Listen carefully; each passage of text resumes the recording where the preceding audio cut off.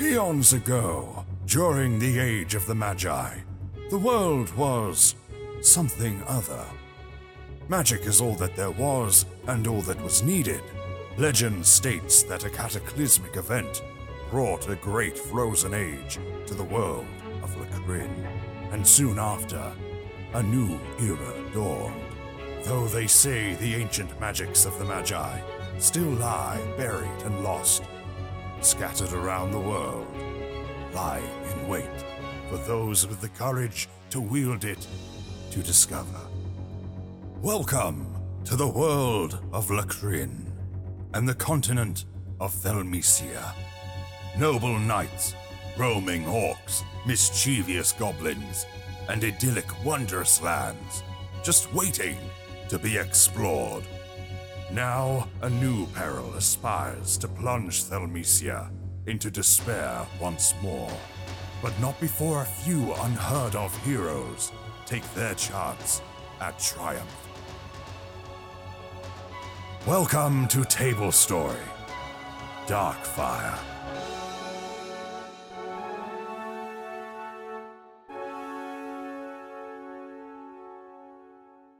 Hello everybody and welcome to El Tablestory, Darkfire. I speak Spanish. Hola, ¿cómo estás? What is Darkfire in Spanish, John?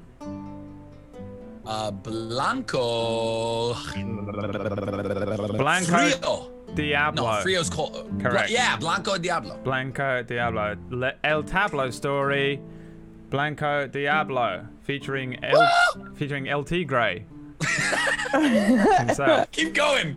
Keep Yeah, going. please. Mi lamo John Sandman. You are? Wait, Ti amo? No, that's Ti amo. Italian. Isn't it? Ti amo. Just Ti amo? make the hurting stop, Brad, please. No, I wanted to do mine Go too. ahead. Yeah, go ahead. What? Is John Sandman running this tonight? Ti amo Pumpkinberry. No, mi John lamo Pumpkinberry. Je suis le habite Tiger Writer. Ooh, I like that one. And Suka Bliat Wax Steven. Thanks for joining us, everyone, in the stream. We have a wonderful stream ahead of us after last week's particularly intense episode. This one will be worse. Maybe, I don't know. That's the fun of D&D. Nobody knows the troubles I've seen. What the? I don't understand. Oh, is this what you want me to do, Tiger? For the love of God, I can't see what you're saying, so I'm just gonna assume that this is what you mean. Okay. What's happening, everyone? It's me, the easygoing DM, BradWOTO. Welcome to episode 3. You didn't change that? No. Change what? Why? Easygoing DM. It needs to be hard-hitting, horrible, rude, excessive DM. No, it doesn't. Okay. That's true. That's too long. That's too long, man.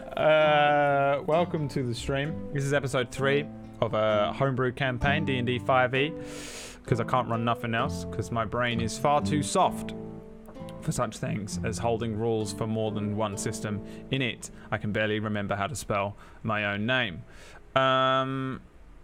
Everyone is here except for one character who will be revealed soon enough. How's everyone's week been before we get into the game? You all had a good week? How's your week, Whack? You're back with an actual computer with internet. Yay! Hooray. Hooray. Oh, that was a chore. That was really brutal. That was last tough. week. Yeah. Did you watch it back? No, I'm not. I refuse. I refuse. Everyone tweet Whack just your favorite clips Of him from being last stuck. week. Yes, please. I can't. Specifically the rocks falling. You guys don't understand. I'm so anal about this stuff. Like, We'll kill it forever. He'll be in therapy within a week. Yeah. They'll be like, why are you in therapy? What's your trauma? And he'll be like, there was this one moment on a D&D show when my audio went wrong. They'll be like, okay, please leave. Please leave. Yeah. That's not a real problem. That's the last not a real wanted to kill problem. themselves. Why are you here? What about you, John? You having a great Been a day? good week. Yeah, busy day. But you know, overall good, man. Yeah. I'm ready. I honestly, I want to skip. No offense, I want to skip this bullshit and know what's going on. Yeah? I mean, we definitely should do the bullshit, but like, I'm ready. No, you just extended it by 25 more minutes. No, I'm sorry. What up, Pumpkin? How you doing? I'm with John. Yeah. So I'm gonna. No, he's gonna skip this bullshit. All right, I'm plus great. 25. I'm great. Thank you. I do Oh this. shit! I do this at the beginning of my normal streams. Like, if I do an intro or I say hello and I'm like, hey, everybody, how are you doing? And someone's like, start the game. Why aren't you playing the game? I'm like, great, you just extended the intro bullshit by like 10, 15 minutes. Oh, I thought you banned them. Don't you do that too? You did that today. No. What I do You is banned somebody that was like, "Oh, I'm not here for the gameplay. I'm here for you," and you were like, "You're banned." It was great. Maybe. I don't know who. I just ban at random at this point. Sounds like Brad. What I do is I say you extended the intro by 10 minutes, and then I go, good job, everyone, and then turn everyone in chat against them for just some good old-fashioned mob. Cage fighting. Mob mentality. It's not even Twitch mob cage mentality. fights. It's just straight up cyberbullying in the chat room. Don't ever go to my stream. I say that at the end of all of these streams, and there's a reason for it. Tables to Raven. Raven's in the chat. Tiger, how you doing? Why are you upside down and stuff? What are you trying to do? What's Waiting for you to happening? unzoom the camera. What do you mean unzoom? Oh, you mean the words? Sorry, because we use Zoom. All right, give me. Because when you zoom in if those you little don't- boxes, if you don't it go, blurs- turn blurs it all the- upside down. Turn I don't yourself. wanna turn it up. Turn No, I yourself want to up. be. Let me Turn be yourself- where I want to be. Yeah, but I can't do it if you're not. It's his new character, dude. He's a monkey. You have that. Here's the He thing, went though. from robot to monkey. I can't unzoom it too much because then otherwise you have this green thing around the screen, and also you just have your name that flashes up every time you speak, and it's really fucking annoying. So I can only the minimum I can get to is like there. Oh no! I just noticed like on everybody, whenever you zoom in more, No. It's nothing to do with zooming in. It's Zoom. It blurs them more. No, Yeah. it's Zoom. If you have more than 4 people total in a call, the quality drops. It's the most random thing. If you were to just leave, if you were to just leave the call, you won't. I'm gonna find a fucking You can new try, one. but you won't. If you were to leave the call, everyone's quality goes up to 720p. It's really irritating. Wait, really? So yeah, 5 people is like where, and you can't. There's no like premium Zoom. We have premium. Yeah, this is it. Wow. We tested it a bunch before, and this is just how it is. So it's You're out really there strange. watching. Have a better product. It's not really Zoom's fault though, because this is designed for business conferencing. It's just designed to get people in a call so everyone goes, so the stock market, we're gonna bump up the NASDAQ for 2 weeks, and then they chat shit and then they leave. This isn't really what it's made for, to be fair, on Zoom. Top of the line But D&D show. It would be good if we had something. We unlocked a bunch more emotes. We have 4. I think we need to bump up the NASDAQ emote. Just a Can we little, get a bump up the NASDAQ? little Wall Street Can we get some bump up the NASDAQ stocks thing. Oh man, that's a great idea. It's one of those things that I don't even know how to like really successfully joke about because I don't understand it that much, you know, like I know so little about it. I just know NASDAQ, Dow Jones, FTSE 100.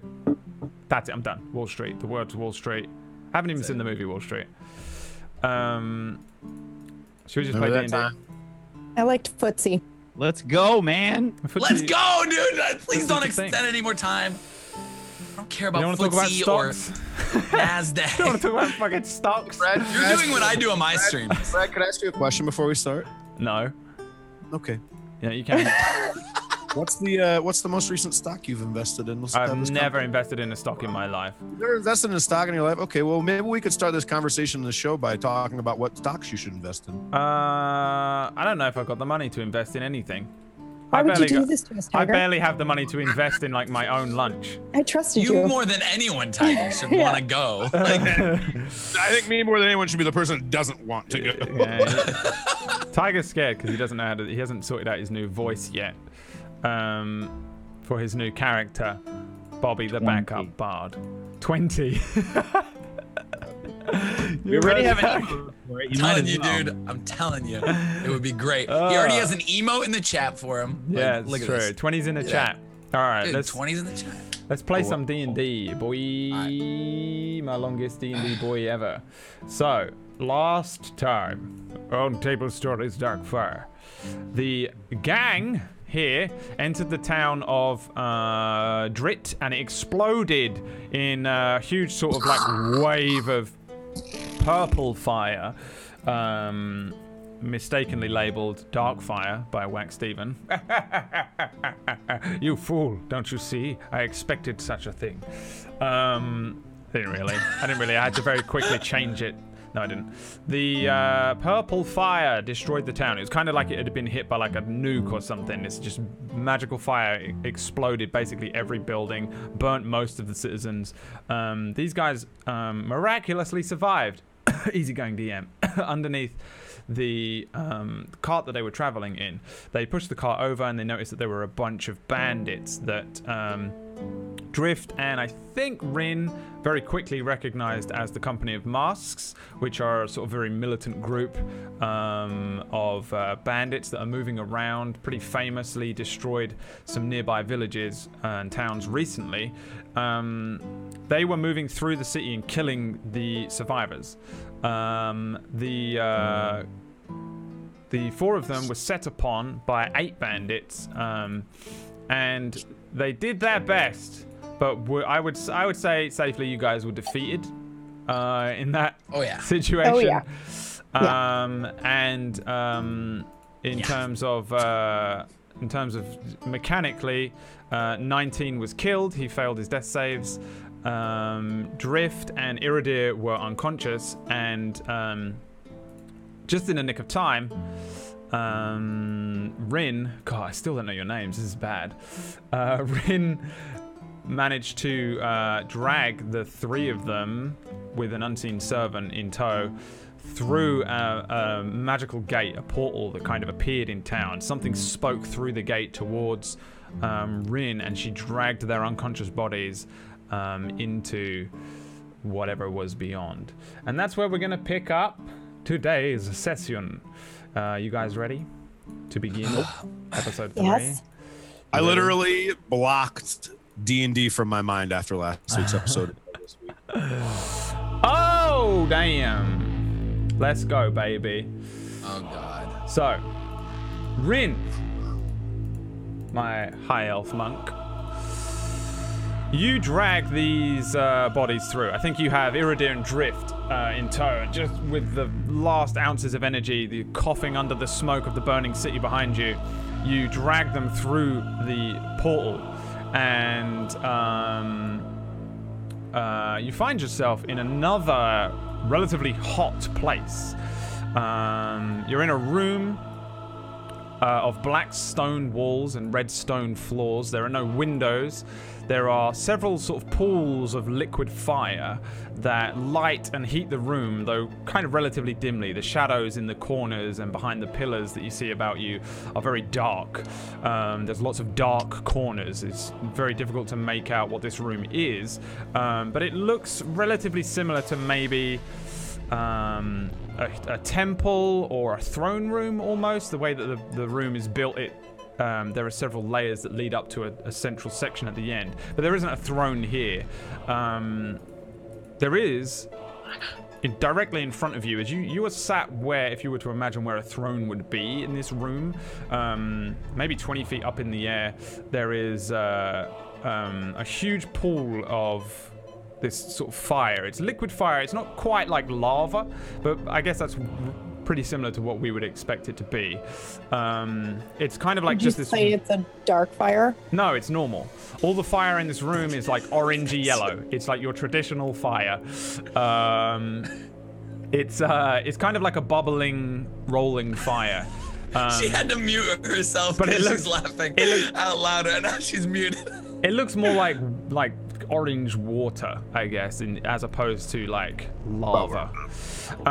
The heat in here is extreme. You've come from one extreme heat to another, but the smoke and the intensity of the like wild flames is gone.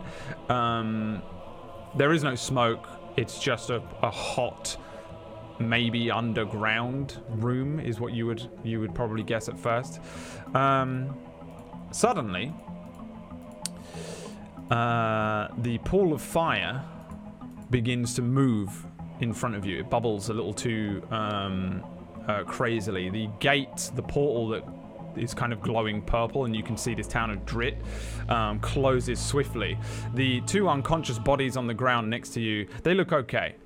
For the record, you two are stabilized and unconscious and prone, if you need to know that. 19 is, I guess, still kind of half floating in the air in the arms of your unseen servant. Before you have really any chance to react to anything, this fire begins to lift up in front of you. It's just, you are before now just a huge column of fire that bursts up in front of you. There is no extreme heat that hits you. The heat doesn't seem to change, but these shapes begin to form. At first you recognize a bear, and then loose flame again, and then a very small form like a frog, and then loose flame again, and then a wall of fire and a face pushes out before you, and it doesn't really resemble anything like any race necessarily, just a set of eyes and a mouth, and the mouth opens and it speaks to you, Rin. It says, I am Hasmol, the guardian of the Gate of Fire. Do you know why you are here? No. The face moves and changes again. It sort of shifts into humanoid form that's about the same size as yours, same height, same width. It then shifts into another wall of flame, and you see this face looking over the three bodies that are with you. It says, You bring with you these three unworthy ones, barely alive. This one's life magic completely erased. Barely a full moon in age. Do you wish to spare them? Is there a price? You already owe me a life debt. Tell me, child of the High Elves, why did you bring these ones here? Why did you save them?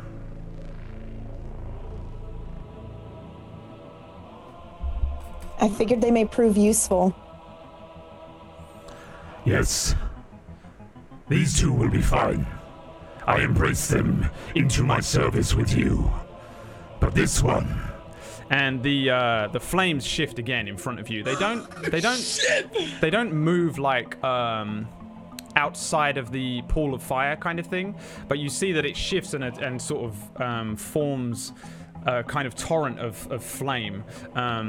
When it reforms again, it takes the form of kind of like an eagle or a large bird of prey kind of looking thing. It turns its head, and you can see that it's sort of obsessively flying around for a second, looking towards 19's body. It turns again into sort of wild flame, and then back into that face.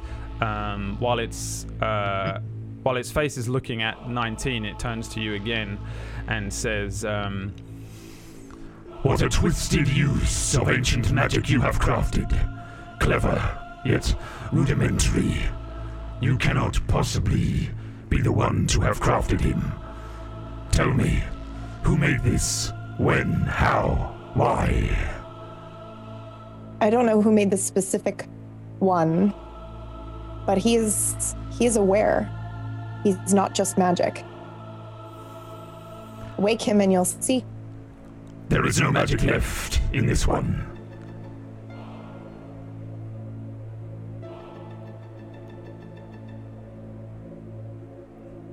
You say nothing? Mm-mm. The wall of flame shrinks again.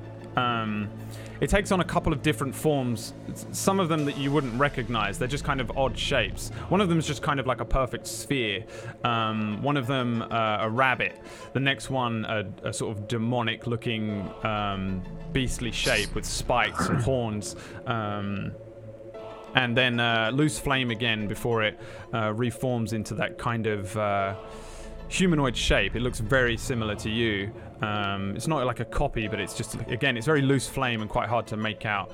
It stands before you again and says, I can revitalize the magics that once gave him life, but it will only be temporary.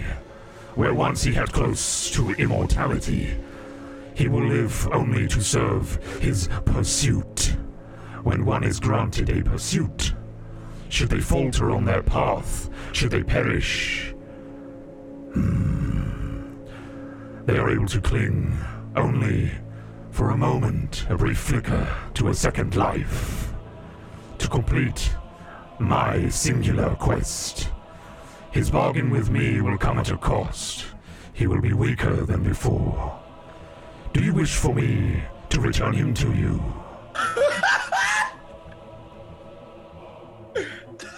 Yes. He shall be born to a mortality that once he did not share with your kind. He may not be pleased with you. Does he have to know? Let us find out. 19. The cool reveal, man. 19. You find yourself in a forest, and not one that you recognize. Not that you probably recognize many forests. You probably feel like you're coming up from your sleep stasis thing that you have, where you shut down briefly for a while. Looking about you, you see what looks like an endless forest. To us, it would look like a complete copy-paste of like the same tree forever. There's really no discrepancy. It's very strange, and it definitely registers oddly on the eye. Any sense that you have for like heat or cold, you feel no cold, no heat, nothing like that. It's an odd sort of dissonance that you would definitely feel with your physical self. As you sort of come to consciousness and maybe begin to sit up slowly, you see several pixies which fly past you. Instinctively, you might reach for them, but they dance around your hands. They stop, they point at you, and they laugh, but they don't make any sounds. You can just about make out small faces, little boys, little girls. They're looking at you, laughing at your sort of weak movements. Bringing your hands up towards your face, you see it, and it's not really metal or wood. It's kind of made of a sparkling light. Very bright, a very bright white. Just sort of arcane energy that's sort of flowing, moving. It's not like a physical hand necessarily. Some greens push into it and then push out. You recognize the light, probably, if you've been injured so far, or if you've been healed so far. It's that same kind of green-white light. It's life. It's manufactured life, but it's harnessed. As you look at your hand, it ignites into a bright amber flame. Then the forest around you begins to burn with purple flames. There is a footstep that you hear deep within the forest. Then a second one. Dum, dum, dum, dum. Something is rushing towards you in this forest. As it begins to burn with purple fire, you begin to burn with red fire, flames. And then you are returned to your physical form very quickly, almost instant. Your body shudders and convulses in an unnatural way. Rin, you would notice this as well. You see this big, like, metal wooden thing begin to shudder and convulse. The unseen servant probably doesn't have a good grasp, or maybe doesn't have any real grasp on him at all, and maybe lets go of him as he begins to move around on the ground. You see that his eyes light up, that amber returns to them, and then it stops very suddenly again. 19, you're back. You're back in this place. You're with the others. You see this room around you, the red stone, the black walls, and this huge column of like moving flame. You see Drift unconscious, you see Iridir unconscious, and you see Rin probably looking at you very oddly. You are now vulnerable to fire damage, which means you take double damage when fire is around you. Additionally, you now feel extreme pain when burnt. Where before you didn't have pain, like a human pain, you had a registering of damage kind of thing. You will feel what would feel to us like being burnt. It would be the same thing. And it's bad. It hurts a lot. So, you might want to pop down on your character sheet that you... Worth. Yeah? Oh, yeah, it's yeah. Worth it. Yeah. I mean, he's alive, dude. I'll put just... You can put it where you want, but I'll put it into your character appearance thing here, and then I'll put in your core, under flaws, I'll put you... Oh, fuck. I fucked it up. Hold on. You feel extreme pain when burnt. So be aware of that. Other than that, you're good. You're also at full health. You're at max health, and the damage that was done to you previously by the crossbow bolts is fixed. The magical life force that holds you together, the magical energy that holds you together, is strong, and you'd be able to feel that. As far as you're concerned, it would be a very human experience. You were knocked out, you had this strange nightmare, and you wake up here. The fire isn't really in a form either. There's no face and there's no body. It remains loose at the moment. So only Rin probably is very aware that this is like what the hell's going on. Iridir and Drift, give me con saves.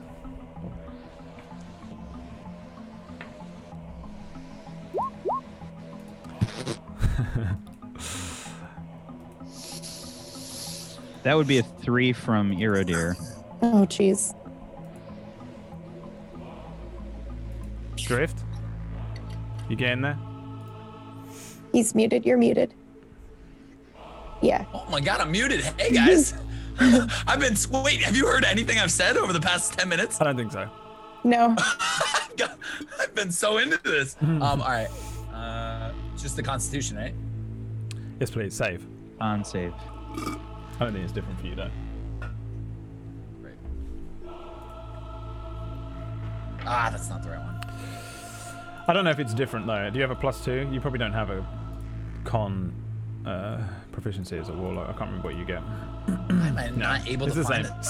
It's the one Okay, next cool. to that, but don't worry, that's fine. It's the same roll. Cool.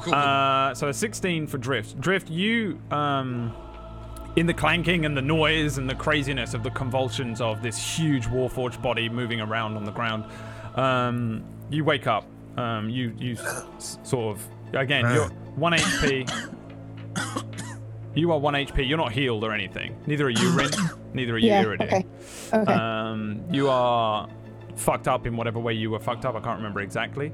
And you sort of stumble to life, or to consciousness. Iridir, you are sparko out. You're like borderline coma. real hurt up, just kind of like probably laying on the ground like breathing through like a bloodied nose or something. Oh no, you got stabbed through the stomach, I think. Yeah. So yeah, he's just sitting there, and although he's not mortally wounded, I mean, if you left him forever, he probably would just slowly die. He's just out of it right now. So, the fire remains stable. Nothing is speaking to you right now. What do you guys want to do? Right when I look up, I just want to look up and be like, Rin? Drift, are you okay? Here, let me help you 19? up. Can I pass out from seeing 19? Yeah. I just pass out. Okay. Sorry, I'm out of it. I'm at 1. I pass out. Yes. I have a question. Is the room still full of fucking fire? Yeah. And it's really hot. It's very hot. Yeah, the fire isn't wild and crazy. I don't even know if you know that you're vulnerable to fire necessarily. I mean, it's up to you how you want to do it. But it's like if you were to imagine a temple built in honor of lava, You know, maybe it was built inside of a volcano. This is kind of how it would look right now. Dark black lava rock. 19 for sure knows. Oh, it's super nicely made. There's no like chaotic rock in this place. I mean, yeah, go on, carry on. 19 would definitely know. Like, he would tell the difference between like fire before and fire now. And by that, he just kind of has a situation where like he sees the flames around him. He doesn't freak out, but he's just like, why is it so hot? I have no idea where we are. Are you okay? Yes. Why wouldn't I be? You were out for a while. Look at these two. We all took quite a beating. How did we get here? Well, a door appeared in the middle of the battlefield and I dragged us through it. Otherwise, I was worried we would die. Who's here but us? No one that I know of. You just see 19 still just kind of sitting there half like around. He just gets real quiet. Hasmul, the fire guardian, speaks. Seemingly from fucking nowhere, as far as you're concerned, 19. Though the fire does move and shift in front of you. He says, Something tries to break through here. Something from the other side. This gate is one of 7 that allow for travel between the planes. I did it. I accidentally didn't turn the thing on. The flame shifts again. It changes into the shape of a bear again, as far as you guys are looking at it, and probably for the first time, 19, you recognize that the voice is probably coming from that direction. There is this moving flame image thing that shifts into the shape of a bear.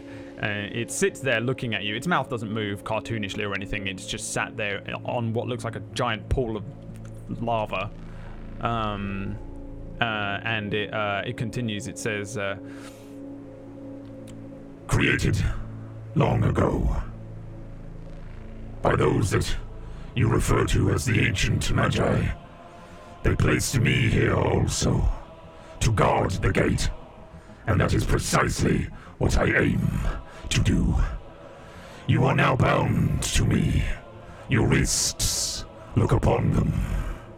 The shape shifts again to like a loose flame.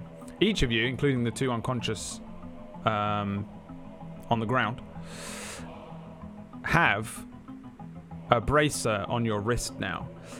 Pretty large. And it also looks like it's made of very thick gold.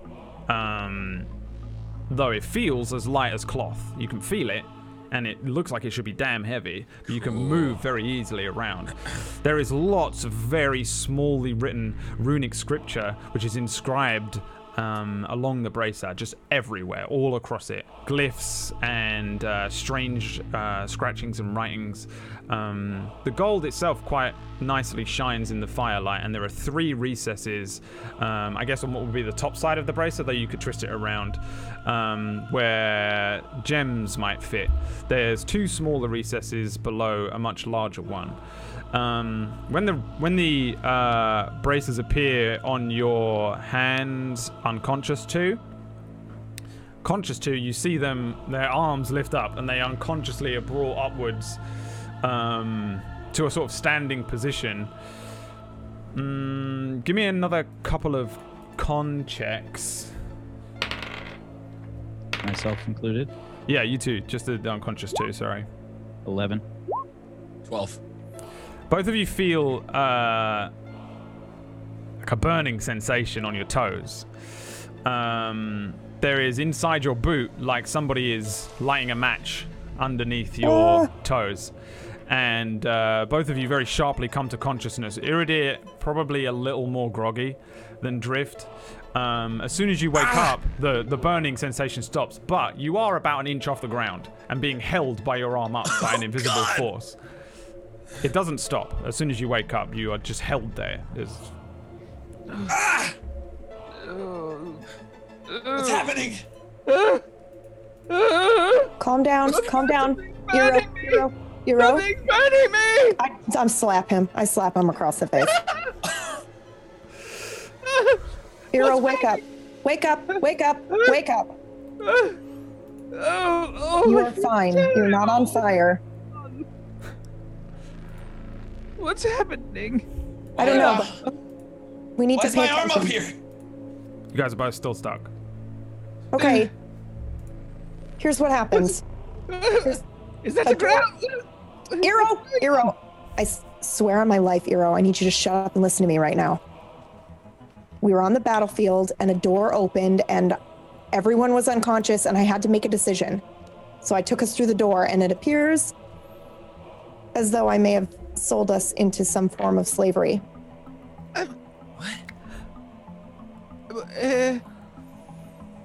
What?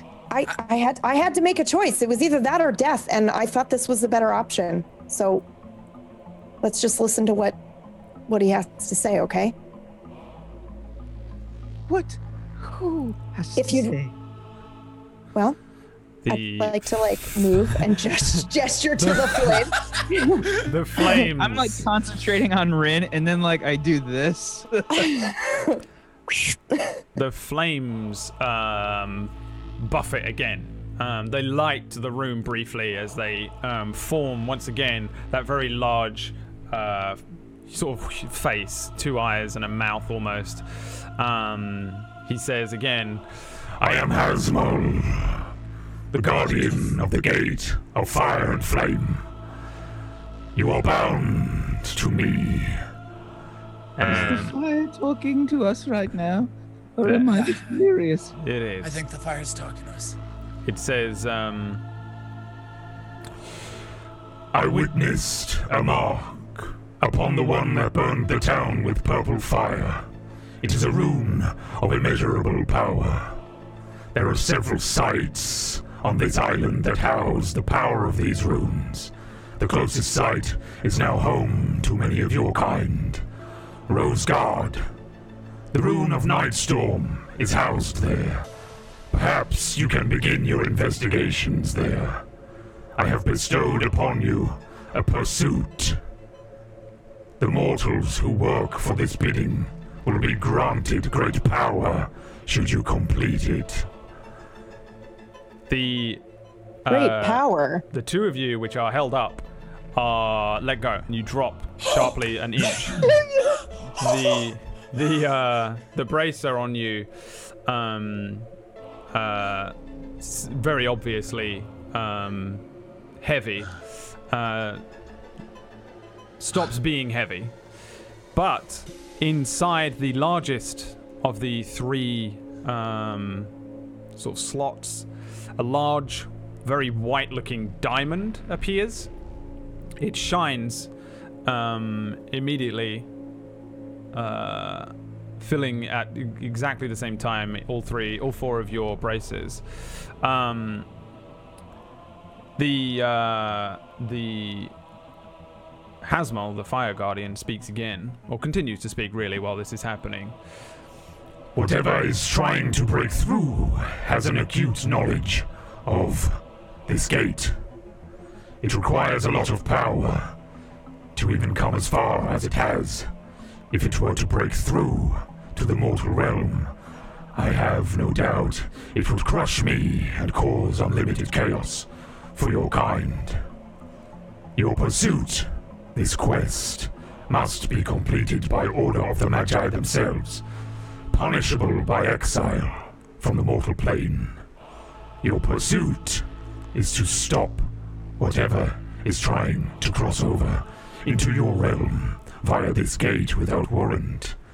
You must stop it by any means necessary. You will be my mortal arm.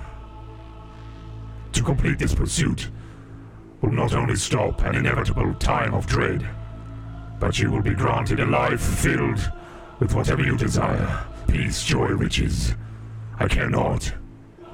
As close to a wish as I can muster through the power of the ancient Magi. the flames shift and change again. They grow smaller and dimmer, and they form that kind of spherical shape again, kind of like a ball, which is kind of slowly rotating. Everyone, roll me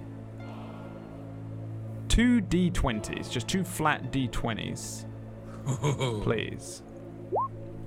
7 and a 4. 4 and a 5 from 19. 3 and a 20. Oh my God, 1919 from 1919. This is weird, guys. Okay. No, it would have been weird if 19 rolled it. Yeah, but it's still weird. Still. That is weird. Roll me another one though, Bryn. Oh, You can't roll shit. double the same number. Roll another 19. 18, 19. Okay. Anyone got the same numbers in here? Interesting. Okay. So 7, 4. Oh yeah, 4, 4 Iridir. Okay. So, the 2 other slots on your bracelets fill with gems. Anyone that rolled 1 to 10, one of them will be red. So hang on. Iridir, both of yours are red ruby. 19, yours are both red ruby. Drift, one is red ruby, one is green jade. And Rin, both of yours are jade in color. Yes. Wait, is this good? The Hasmol says, Should you prove yourselves worthy, you will grow stronger. okay, so these are basically just mechanical things. These are minor pursuits. So Hasmol's granted you a major pursuit, which is that you need to stop whatever the fuck is trying to get through the gate. Where he claimed the area that you're in is supposedly the gate, and something is trying to break through, and the gate is a gate to all sorts of other realms. That's your major pursuit. That is your main quest.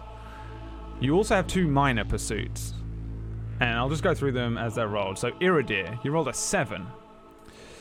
Should we be writing these Are down? you gonna put in this somewhere? Yeah. I will. Yeah, I'll write them in the thing. Cool. Iridir, if you during this campaign take 50 fire damage, you will gain fire resistance. At one time. Oh, goody. No, just overall. Okay, I was like, that would outright kill him. If I say you get 4 fire damage from this attack, add that, Remember it. start tallying that shit up. Iridir and 19, you both have this same one. Deceitful Tongue. Deceitful Tongue is that you need to successfully deceive someone in a position of power. And if you do so, you will gain proficiency in deception, expertise if already proficient, and double proficiency if already Holy expertise. Let's go. You That's get awesome. the most powerful. That one's really good for you, Silver Wack. Tongue. Yeah. That That one's was one super- of the ones where I was like, if Iridir gets this, 'cause he's a fucking bard, he's gonna be broken as shit.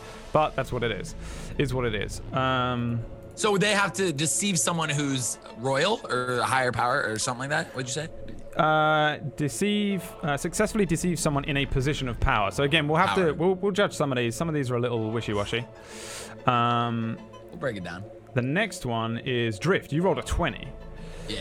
Successfully critical strike an enemy 3 times within the same fight, and you will gain improved critical or superior critical if you've already got improved, which is from the fighter champion thing, which basically means that you'll get to be able to crit on a 19. Oh my god. And a 20. That would be tough though to get 3 in one fight. Don't know, man. You never know. It's possible. Depends. This is the thing. Some of these depends how long the fight goes on, right? That's true. That's true. It could be a boss. All right. Let's see. So the next one, Rin. That'd be so cool. Have I missed one? Oh, I missed you. 19. Sorry. I missed your other one. Sorry, I missed. Oh yeah, yours. This is a good one. Fuck. Is this for 19 or for me? This is 19's 5. Sorry, I missed the 5 and I just carried on with that. No worries. You can wait. Damn it. So 5. Why this isn't Fight on 5 bandits and beat them all, right? Why I didn't put this on number 7, I don't know. Lucky Sevens from Final Fantasy VII. Successfully roll 4 sevens in a row at any point, and you will get the feat that I don't allow in this system. The lucky feat. Lucky? Yeah. I never fucking play lucky. If you're making a character and you're like, I'm going to take the lucky feat, I say no. It's one of the only things I ever say no to in character creation. If you just roll 4 sevens in a row at any point, you gain the lucky feat instantly. What does lucky feat say? I feel like 4 is very hard to get. What is lucky feat? You get 3 get out of jail freeze, basically.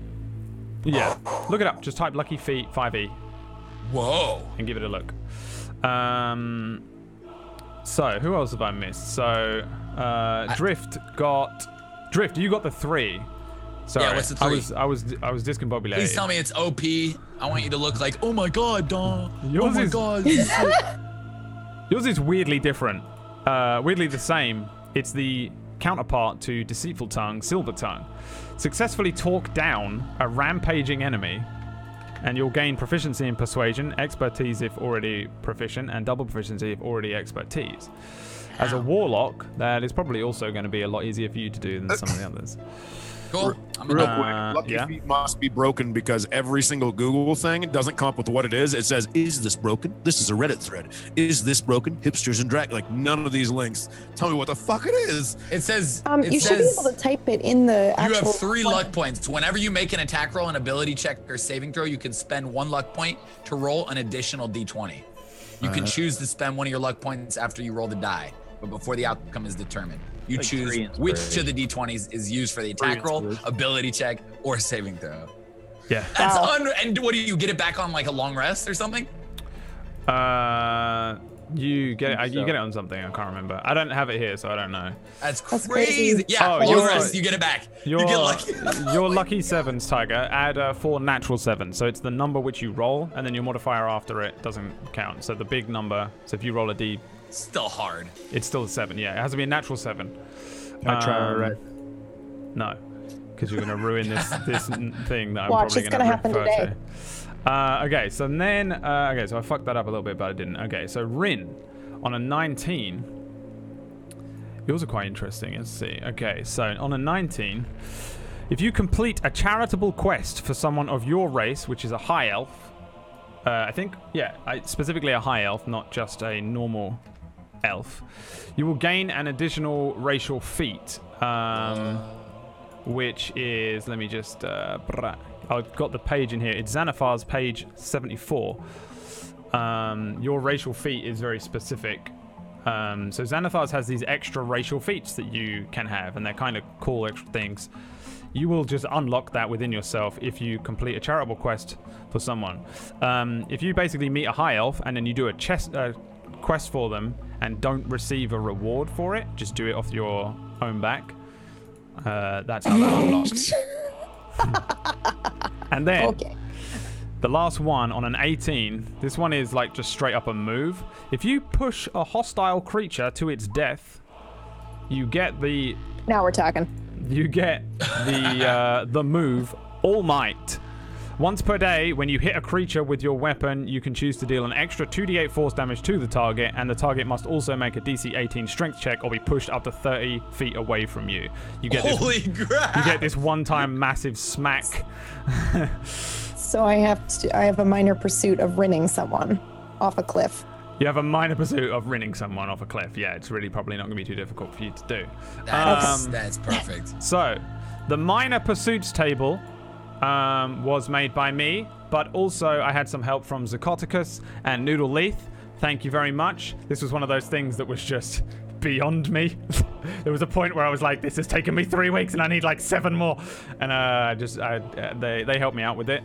Also, it will be available on Patreon as part of Cannibalized campaign at some point. So fun. Because there's like a D20 minor pursuits table. There was one per person, right, Brad? What do you mean? No, you got 2 each. Yours. I didn't get a second one. I got the down. Wait, what did you? You and Tiger shared one. Yeah, because you got the 4. You didn't get the 7? No. Oh, okay. Sorry. Well, sucks to be you, I guess. Sorry, you didn't get it. No, yeah, 7 is take 50 fire damage. Oh, so what's the 4 then? 4 is the Deceitful Tongue. Gotcha. If you want me to, I can give you these separately later on if you So want. I do have the broken ass bard one. Okay. Yeah. You got the broken bard one. You guys lucked out with a lot of these, I think. There's some good ones in here, but I think honestly, you actually managed to roll some of the really good ones for your characters. With Deceitful Tongue and Silver Tongue going to the charisma-based people, the Rin move. Yeah. A couple of lucky ones. I'm glad Lucky Sevens is in there as well. I feel like that's got to be really, really hard to roll four sevens in a row, though. Yeah. Almost feels impossible with roll. Like, I feel like if I was rolling with a real dice, I feel like I'd have a chance. Yeah, you just wait the dice. But I feel like with roll 20, I don't think that'll ever happen. I don't think. Well, we'll find out. That's the whole point. Some of them are bullshit lucky, some of them are just take damage. Some of them are a lot more difficult, and some of them are a lot more lucky based, and some of them are like weird RP based. That's the point of the thing. These are your minor pursuits. In terms of RP wise, you don't know that these things exist. Obviously, they're just mechanical. Once you complete these things, the bracer will just make you stronger, and yeah, you have the gems. Basically, a 1 to 10, you get a ruby in there, and a 11 to 20, you get a jade thing in there. So cool. So those are your like long-term things to do in this campaign. You got your major pursuit and your minor pursuits. If I get Deceitful Tongue, what's that? What's the reward for that again? What was that? Deceitful Tongue. You become an expert in deception. Gain I think. proficiency in deception, or expertise if already proficient, and double proficiency if you're already expertise, which you might be by the time you get it. Being a bard, completely. That's so good. That's so good. All You're this gonna be shit able to deceive everyone. Just an FYI, my deception right now at level 2 is a +6. It will become godlike. Oh my god, dude! We wouldn't even know who you were. Do we know who he is really? We don't. It will be borderline That's like true. it will be borderline like magical charm spell. He'll be like a vampire. You know, like a vampire has a charm fucking move ability where it can just walk in and go once per day. It just fucking controls you if it wants to. That's where he will be at. Such is the power of the ancient Magi. Can Rin kneel? Yeah. No shit. Like Kneel actually. before Okay. us. Yep. The so you know all of this happens just within like a few seconds. You see these gems appear. Again, the bracer sits on the bottom part of your arm. It wouldn't be able to go too far up it, and it definitely wouldn't be able to fit over your hand. Breaking your hand might be able to get the thing off. But it's pretty well on there. It feels like it's been made for your wrist while it was on your wrist. And what are you laughing at? You're gonna break your hand off? I'm imagining somebody being like, "Let me see if I can get that off of you," and like somebody just taking off 19's hand. Well, it looks fucking nice, and it's probably a good thing that you mentioned that, because like people will try and rob the fuck out of you for this thing. It looks amazing. Like it's one of the most amazing mastercrafted like pieces of like ornamentary bracer things on your arm that you will have ever seen. Did he say anything about keeping it on? No. Okay. I have a question too. You said you kneeled, Rin, Yeah. and you did kneel. Yeah. I mean, I'm like bloody and broken. Like I'm pretty sure I still have an arrow or a crossbow sticking out of my body. You're not kneeling to him. You're not. Oh no, I am. Oh, I 100% am. But you see, like damaged high elf that is going to get down on one knee and bow her head.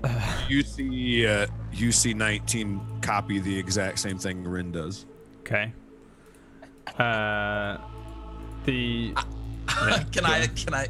I just look around the room and I notice Rin goes down and 19, and so I immediately follow and bow my head as well. I definitely don't do that. What's this character's name, Brad? Do you have a name for it? Did he just say his name yet? Yeah, his name is Hasmal. It's spelled slightly different to the FF one. It's I will write Guardian of the Gate of Flame and Fire. Hasmal. There you go. It's in the thing if you want to copy it. Okay, so yeah, I see them go down. I don't kneel in any way, shape, or form. I'm looking around. I'm a bit confused by everything, and I say, I'm sorry, this is a bit much. We were just in a town that was on fire, and now you've sort of overwhelmed us with so much information. What exactly is this bracelet? The flames shift and change. Like they do that thing where they shift into a couple of different odd shapes. It was in the shape of a ball. It falls into loose flame, wild. It shifts into the more humanoid form, slightly larger than Rin this time. It looks like it's about the same size and shape as you are, Iridir, though no face forms. It says.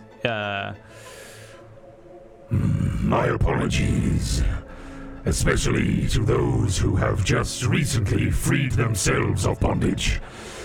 The shape shifts again. It shifts to the large shape of 19's kind of Warforged shape. It shifts to the smaller shape of Rin, and it shifts again back to the shape of Iridir. It says, "This is not how I would usually conduct the orders of the Magi, but you are all that I have at my disposal, and you are the last hope we have, for now. Stop this terror, stop this madness, do it for your kind, do it for yourselves, do it as my order. I care not, just see that it is done." 19 wants to speak up after. Go ahead. Whack. Are you... Did Queen Aina send you? I know not of this one you speak of. I stare at the flame intently, and can I roll an insight check? I mean, it's a flame. I don't know. You can give me an insight check with disadvantage, yeah, for sure. Okay.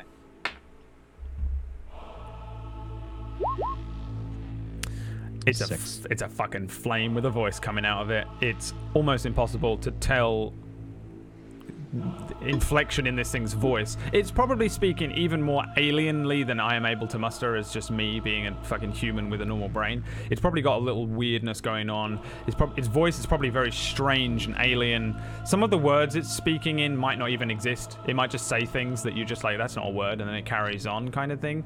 But I didn't want to fucking confuse you with too much shit. But it's definitely very strange and alien to speak this thing. It doesn't speak really normal common either. So on top of all of that, and the fact that it's just a big fucking humanoid flame shape, you definitely have no idea if it's like speaking truthfully to you at all. 19, you said you want to do the thing? Oh, sorry, go on. Yeah. Go ahead. You see 19 stand up, just straight stand up, and he looks at the flame that's talking, and he just looks directly at it, no eyes or anything, and he's, "Do you know who I am?"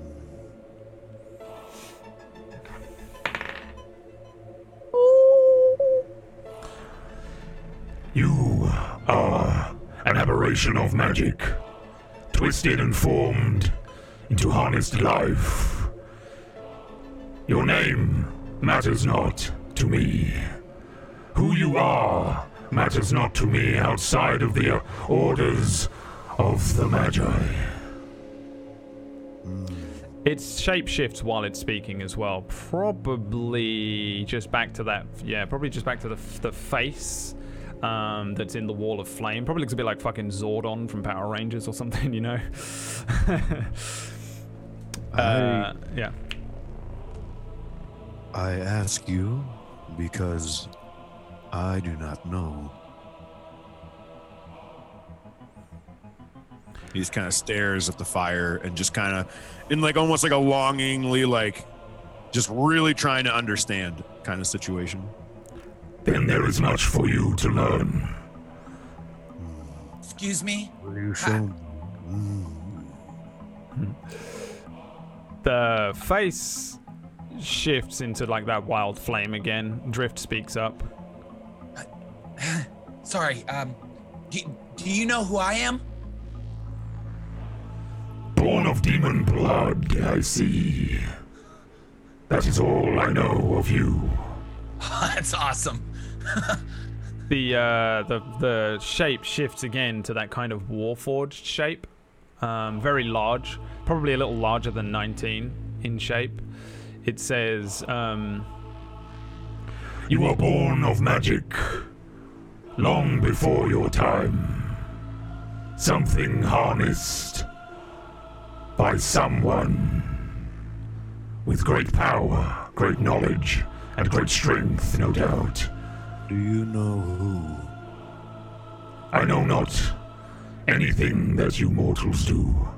Time at the gate is different, strange. These upper levels of the gate are stable. You can walk freely. To you, this place likely resembles wood or stone. Walkways and rooms, no? the shape is shifting and moving around like kind of wildly now. It's probably not a warforge by the end of that. It's just a wild flame again. It says, to venture too deep into the gate, into this mountainside, might lead one astray.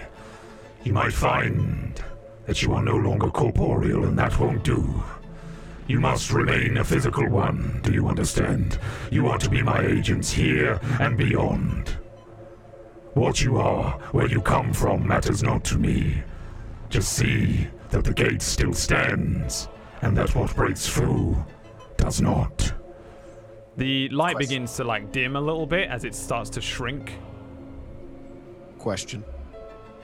So is this character, and this is out of character completely asking, is this character considered any kind of god or anything along those lines, would you say, Brad?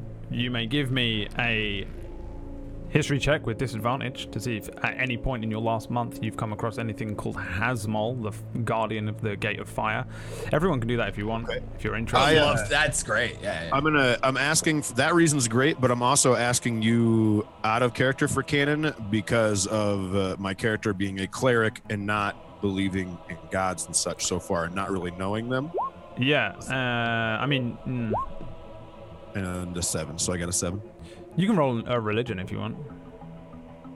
Also, at the top of your sheet, it says advantage, disadvantage, and normal or something, I think. You should be able to just turn it on and off. You can't just click that. I didn't even see that. That's new. That wasn't around when we were playing. Which call was it? It was around. Brad just didn't know how to do it. Oh.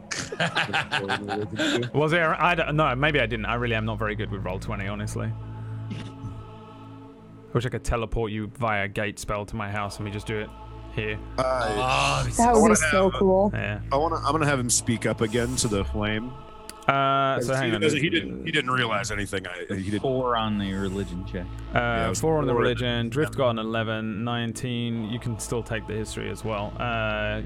Rin, we can all roll for this? you Yes. can roll, yeah. Can I A history do a check. different roll? No, but you don't have disadvantage. You can roll history. Okay. Is it? With- Do I have disadvantage or? Is it Yeah. regular? I do have disadvantage. Everyone has disadvantage apart from 11. Rin. Jesus. From Rin. Rin. Rin, I'll give you a little information in a whisper in a minute. Okay. PB is the Peachy of this campaign. But generally speaking, pretty much none of you, including you, Rin, really fucking have any idea what the fuck It's all this good. is and what the fuck is going on. This is insane. This is about as insane as it seems. Yeah. You know, it's just fucking wild. You guys were just, on a cart yesterday or fucking an hour ago, 5 minutes ago, and then this is happening. And it probably is about as wild as it would happen to you in real life kind of situation. Well, it's kind of cool because 19 doesn't know any better. Yeah. This is just an average He doesn't fucking know if this is Tuesday. super crazy or not. Average Tuesday for 19. This is the most amazing thing in the world for me. Yeah. It's I love probably it. the most wild thing that's happened to any of you, maybe Iridir. I look highly skeptical for sure. Iridir, yeah. So, yeah. backstory for 19 a little bit is coming out with questions he wants to ask. He wants to walk kind of closer to the flame, and he just straight looks at the flame and goes, "Are you a god?" The gods. I know nothing of them. I am not permitted my bounds. I was crafted and created and left here at the end of an age. My orders still stand, and your orders, along with them, do my bidding. You see 19 just kind of lower his head and like a really slow nod to him, and then looks right back up at the flame, turns around, walks away from the flame, and walks away. Yeah, Hasmul sinks into the fire and is gone at that precise moment. He says, "Do my bidding." You turn around. The flame shrinks. You see this bubbling pool of kind of liquid fire. It's really, really not lava, but I will say lava from now on. But think of it not as having the black kind of charred, slow-moving thing. It looks more like, probably like napalm, but how napalm looks if it wasn't purple. And the visage shrinks, and it looks kind of like, I guess, genie in a bottle style, sinks into this fire, and Hasmul sinks and is gone. Floating gently on top of this fire are 4 very simple-looking silver keys.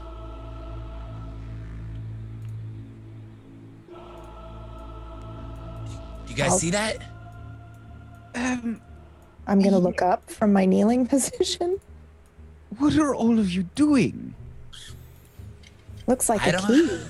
I don't know what's going on, but this is awesome. There are 4 keys. Are there any markings on them?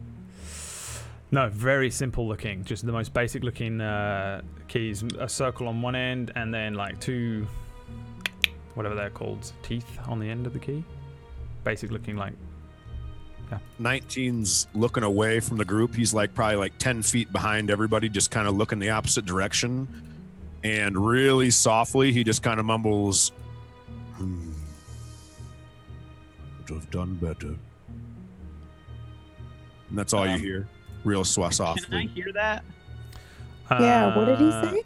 I mean, if you're really, really doing it really quietly, how far away do you think you are from them? 10 feet probably behind them, 10 to 15 feet. I reckon everyone can give me perception checks to try and hear that. I'll just roll a DC myself. That was supposed to be a 9. Okay, yeah. Why are they gray? It's letting you know which one. Okay. Damn it. I would say no one hears it. You guys are like, maybe you hear the bubbling pool of fire in front of you, the echoes of his large footsteps maybe over his very low. His voice is very low anyway, so I don't think it carries. You probably don't hear it, no. Is there any distinguishing mark on the keys there, Drift? Let me get a little closer. We're pretty far from these, right? Like, I won't fall in the fire. You don't know, really. Why would you ever? I don't understand. Are we supposed to simply trust this thing? Okay, there's What's 4 of the us alternative there, Eero? and 4 keys. The 4 of us. alternative? We leave this place and we do nothing. Go for it. I'd like to see you try that. Here you go. Where's the door, Eero? Where are we going? Nowhere. Also, I'd like to add, we were verge death here. So I don't think that if this entity wanted us to help him, I don't think he would kill us right away. I don't see how we have much choice. I don't simply bend the knee to any creature that offers us power. Where I come from, such an action is taken very seriously.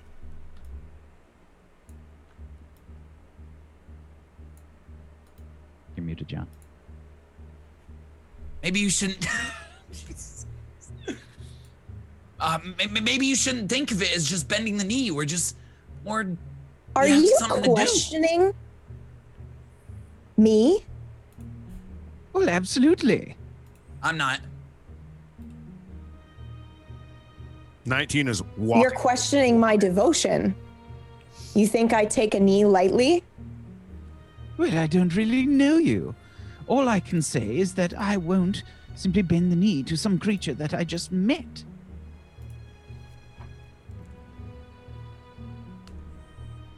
I'm gonna stand up, struggle, by the way. I'm still very broken. I'm gonna go over and I'm gonna take one of the keys. Okay. They're floating like in the middle of this very large pool. The pool itself is to scale here. It's like 20 feet across, 20 by 25. So the keys are about 10 feet away from you. They're just all floating around the same area. It's not a matter of just grabbing it, kind of. Well, I mean, it is if you just fucking jump in, assuming that you want to do that. But yeah.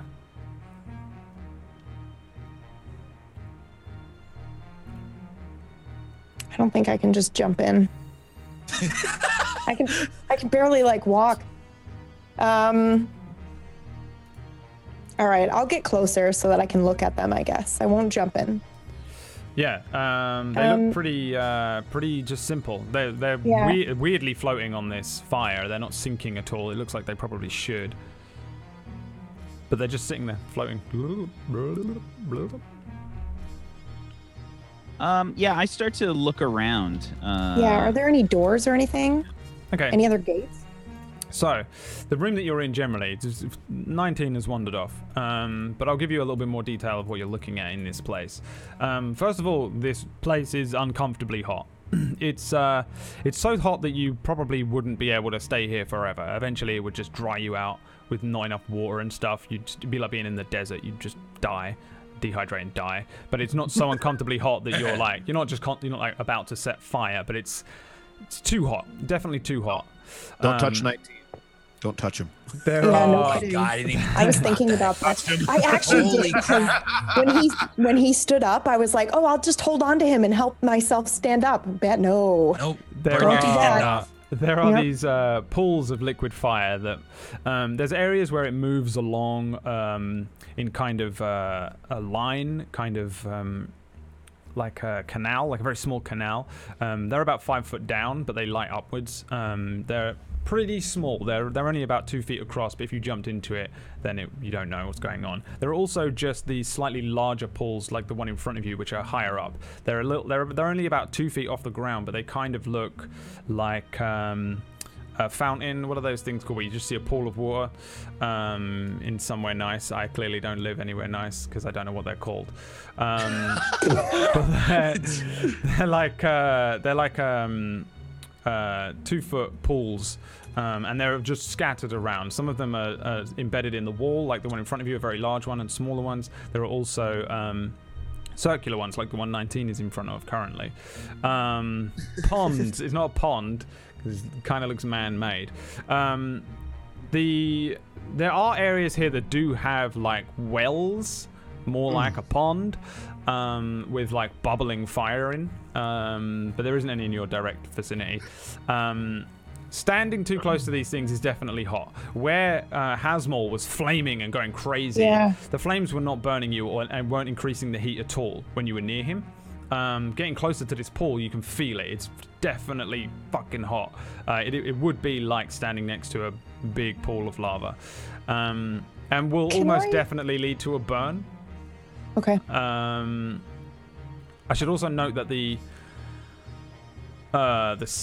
walls and the ceiling of this, it looks like a temple, but it's known as the Gate of Fire. So the gate are made of sort of like a smooth black obsidian stone. There are tiny inscriptions and runes and glyphs along the entire thing, like everywhere, and they look very similar to the writing which is on your bracers. The writing itself is in no language that you can understand. To look at it, it's like 5 point, like it's tiny little writing all around, and then every now and then it is punctured by like a larger glyph. Generally, it means nothing to any of you, but it's along every stone in this place, every rock, every wall, every ceiling. The floor itself is like tiled red stone. It does look like traditional kind of washed stone slabs, and the inscriptions are all across them as well. And they but they're red. It just looks like washed stone, quite nicely done. The inscriptions and the runes twinkle every so often as well, sort of seemingly at random, with a sort of slight arcane glow. Sometimes they glow red, and sometimes orange, and sometimes white. There doesn't appear to be any wear or damage along the walls or the floor at all. Nothing. Not even a scratch or a scuff. It's as if everything here was built seconds ago. Wow. Just for us? I mean, that's about it. So, yeah, what did you say you were going to do with the key? Rin? So it's in a pool, and it gets really hot when I get close to it, right? It's literally like standing next to a big pool of lava. Okay. Yeah. Okay, so is there any other way out around? Oh yeah, sorry, you mentioned that. I think you guys can probably make out the large room seems to come to an end here. It's just a big old giant, great big temple-looking throne room kind of thing. But the opposite direction to where the pool is, which is for you guys kind of like this direction, there is definitely a hallway. It's pretty large that leads out. There's a couple of doors that lead off to smaller chambers in here, and there's a definitive exit from the room. No door or anything, just a hallway that seems to lead outwards. Okay. I'd like to. Oh yeah, you first. I'm going to walk over to 19, just while I'm kind of giving the place a once over, and I approach him and I say, Mr. 19? Hello? 19, the first thing he does is looks over and goes, not Mr. Oh, so just 19 then? Yes. All right. Are you all right? He puts his hand out towards the pool of lava fire, and as he puts it out, I would assume you kind of see the mix of really dark jet black that's been rubbed off where the red was at. You start seeing some of the red kind of peel off as he's standing closer to it, and he notices it and he goes, I've never felt this before. Felt heat? You're going to melt or something if you don't stop doing that. No. As he does that, and if Brad is okay with this, you start seeing him start slowly turning his arms, and the red that he has painted on him starts crisping and coming off, and you just kind of see him softly starting to dust off more of this red. You see him start turning his body more, starts dusting it off of his shoulder. He's getting everywhere he can reach, basically. He's taking off this red, and he continues to do this as he's talking to you, and you can tell that he knows what he's doing at this point in time, because this is the first time he's felt any kind of firing like this. And if anybody for Canon doesn't know, he was in the army. From what Brad told you guys about, most of these Warforged were red. Throughout being kind of awoken, he'd started scratching the red off, and now he's realizing that this red can come off as long as Brad is okay with this. Yep, you're good. So it starts coming off, and you can see he's almost peeling it and crushing it. He looks over and he goes, I have never felt like this before, and it hurts. Yes, we were. Do you remember the battle? Yes. Well, yes. Are you? I'm still quite injured, and you don't look well either. He looks down at himself, looks completely fine, not hurt at all, and he goes, I am fine. Are you okay? Well, I don't really know. This is all a bit much. Do you understand what's going on? No. As he says no, he puts his face towards the lava flame and starts peeling the red off of his entire head and face. Oh. And it's just a jet black, underneath. And he peels it off, and he looks over, and he's peeling a piece off his sword. He goes, All I know is that I have much to learn. Do you need help? And as he says that, he starts raising his hand up. The entirety of both of his arms, his face, most of his chest, and the majority of his body. He has like, I would say at this point in time, Brad, after sitting here for however long they've been talking, he probably has almost 85% of the red off of him, except in certain spots at this point in time. You can tell by head and arms and chest and back, it's completely jet black now. The most of the red you see is going to be on like his thighs and his legs, kind of where those things pop off.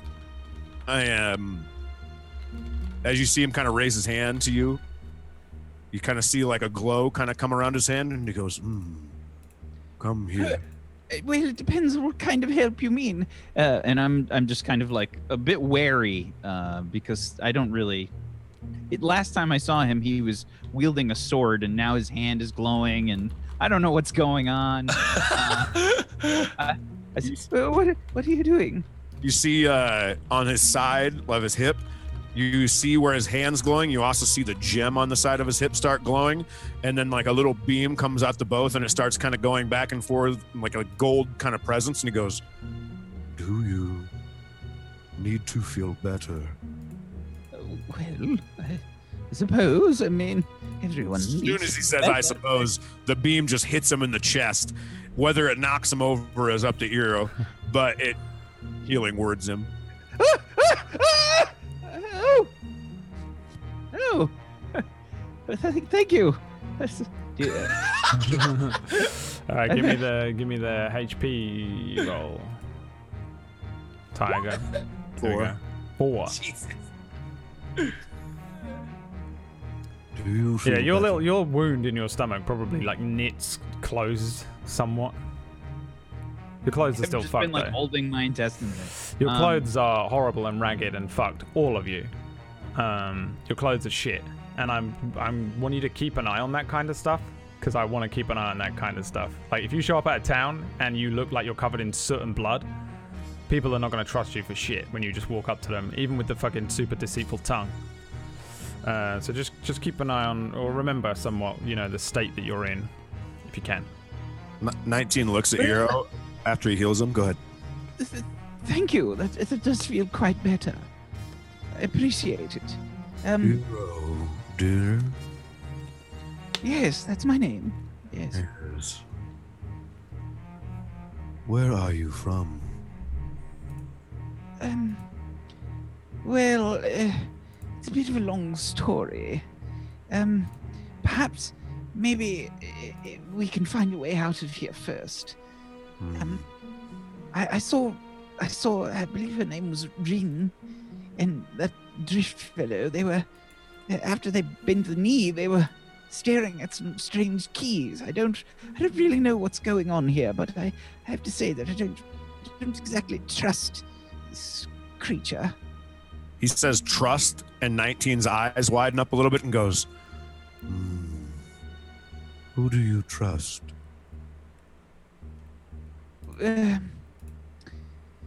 Well, it's a bit of a sore subject. Yes. Not many people. John asked me to trust him. Who's John? He was a farmer. Oh. Was this farmer a friend of yours, or? Yes. He found me after I rekindled. Oh. And he showed you how to farm? No. He showed me how to live. Oh. Well, it sounds like a nice fellow. Do you believe we can leave? I think we damn well better look for some sort of exit from this place before we are consumed by the fire. I don't think I've ever been this hot in my life. As he says that, 19 walks over, not thinking about it because he wouldn't know, puts his hot fucking hand on Eero's shoulder. I mean, it's like hot, like not gonna burn him, but it's like, you know when you get caught by something that's hot and you're not fucking ready for he it? probably instinctively jumps back. Oh my god. When you jump back, you go, I am sorry. What is wrong? I hear the scream. Yeah, Yeah, same. I think. I'm not what quiet. what are the other two been doing this time up until the scream? Oh, If you're down, Rin, I was thinking we were trying to figure out how you could like hoist me over to get a key. Like you're Well- picking me up, and if you're down. yeah, no, I'm down. But Okay. is my unseen servant still here? Yeah. Ooh. It's an hour, right? Yeah. Yeah, So, he's still there. I'm gonna assume that these keys are the keys to our freedom, and I'm not gonna be able to get this, but I don't think Rin would know that. So I'm gonna ask my So she- unseen servant to. You were picking me up. You were carrying me over. I'm like, all right, a little further. Yeah. You almost got it. Well, Perfect. I I can't can just reach. have the unseen servant grab it rather than put you over the fire. Oh. Yeah, I think that Tristan would. stood be there like, better. I wonder what we can do. But already Yeah. the unseen servant has gone over and picked up all 4 keys. Yeah. Yeah. pretty much. I'm like leaning over, like trying to get over the fire. Yeah, Yeah. and they just That's start amazing. floating towards Rin, which says pumpkin again. Why does it say pumpkin? What? Is it Just actual realized. lava that's there? Well, you don't know. The unseen Well, servant. the reason I ask is because the unseen servant has has 1 hit point. Oh, it does? I thought it was just a fucking Yeah. invisible thing. No, it's No, got it's got 2 stats strength and stuff. and then a hit point. Oh, then it takes 1 step into the fire and disappears. He's dead. Sorry. Sorry, I don't know why I thought that fucking spell just had him he was just a thing that, couldn't do anything but basic shit. Okay. Sorry. Yeah, he can't. Yeah. It can't do anything but basic shit anyway. What but yeah, it does have a happened? hit point. Okay. Yeah. What happened? I guess I don't know. It seems like the flame is too much. I don't think we can get the keys. Yeah, no, this is No, real. wait. Can I cast thaumaturgy Yeah, for a light rumble? absolutely. just- Oh God. Just, well, okay. The reason it's harmless tremors. So this wouldn't bring the whole thing down, right? Because it says harmless in here, Brad. Probably.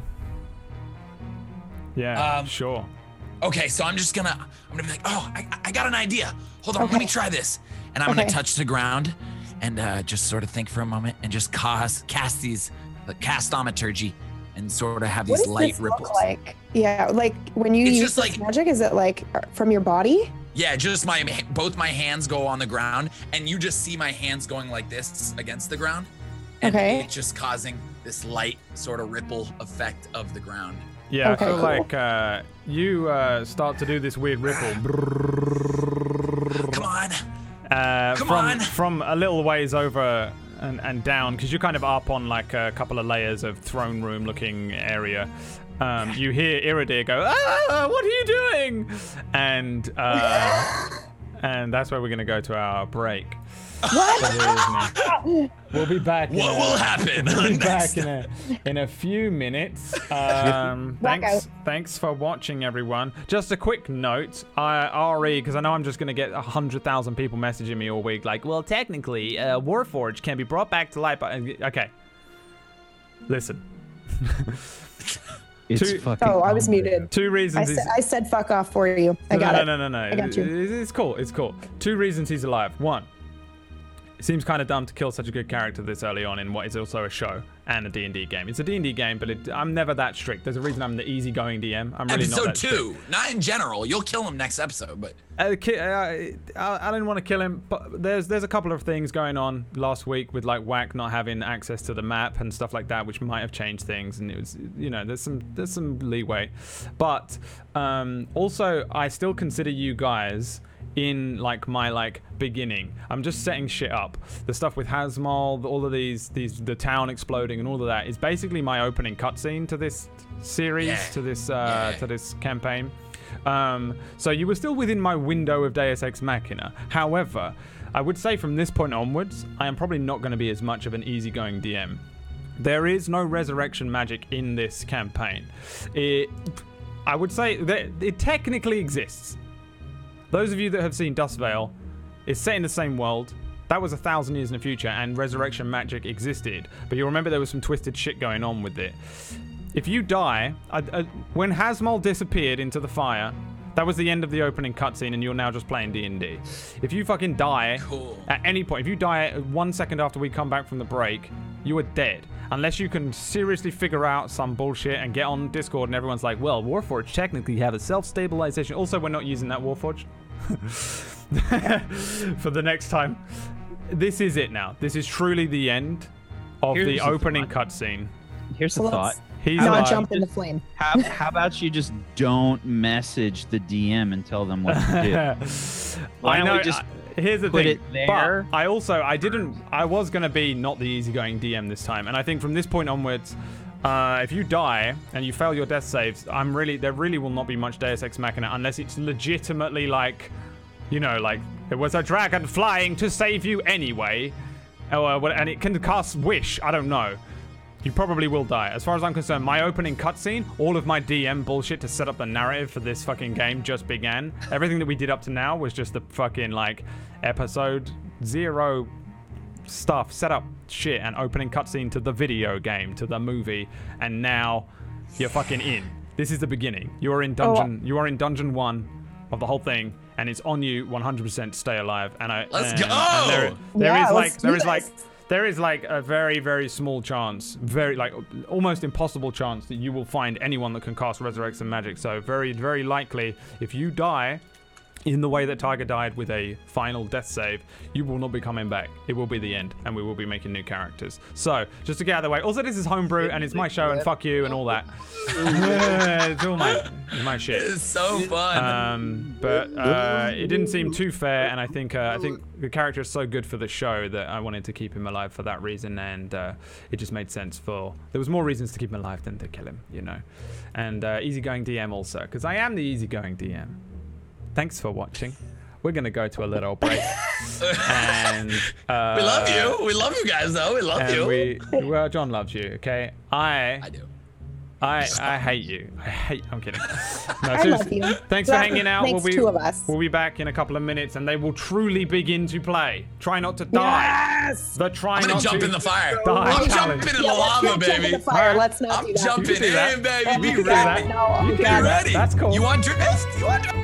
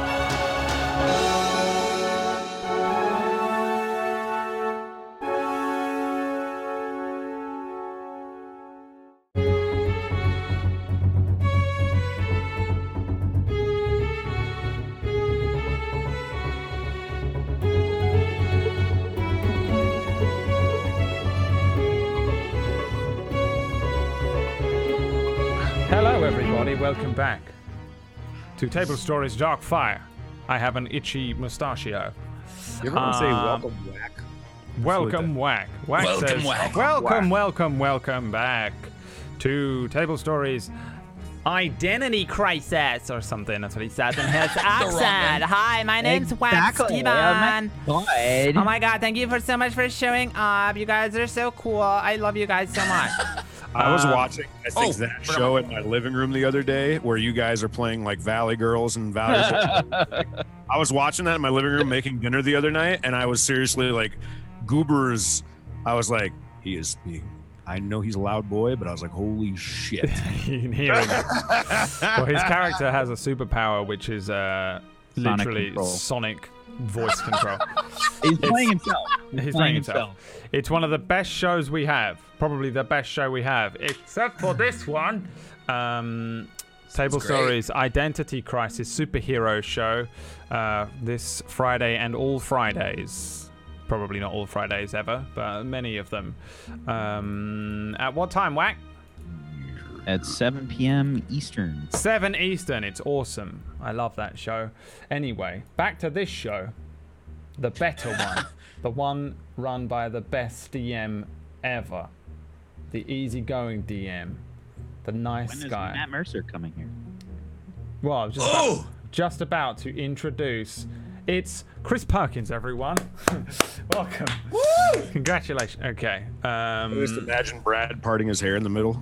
Chris Perkins versus Matt Mercer in the chat. Go. While you leave those comments, let's continue with the game. So you guys are within this place known as the Gate of Fire, the Gate of Flame, also known by many names through the ages. But it was introduced to you as the Gate of Fire for simplicity's sake. And I think two things happened pretty much at the same time. Rin and Drift were figuring out a way how to get these keys out of this pool of we tried everything. And I think Iridir and 19 head over. Were you saying you were going to head over to them at this point and maybe try and figure this out? We were talking about walking over, but do we want to react to them hearing him scream? Yeah, I mean, I'll look over. Yeah, I definitely like turn back. I'm just. That's a big Oh. one. You okay? What do you mean? What? Your hand. Did you see those? It's just pitch dark jet black to him. There's all these like heat waves over it, you know, like Like when you're driving down the street and you can see the heat from like the cars like a mile in front of you. It's just what have I done? you burned me. It's a bit warm. It's all right. I appreciate the help. My stomach isn't leaking as much as it was before. Should we go back over there? And I point, and I assume we both just see whatever they're doing. I Which sort is of like ridiculous. I sort of lean in and I say, "Listen, she's a bit terrifying. That one. Ooh. The way that she broke that kobold's neck. I have to say that I don't exactly trust her." You don't trust her. Well, no. She's speaking of all sorts of strange things, and there's creatures here. I don't really know what's going on. Trust is important. Right, I suppose, but not with everyone. You can't blindly trust everyone. It seems. He looks at that big thing on his arm and then looks at the one on yours. It seems we must. I don't know what this is, but it does look valuable. We all have it. Do you think? I think that you should give her a chance. Well, I'll see. I'm not making any promises. She. Real quick, Brad, before I say this, can I roll anything to see if I would have had any clue how we got through that door, knowing that she saved us?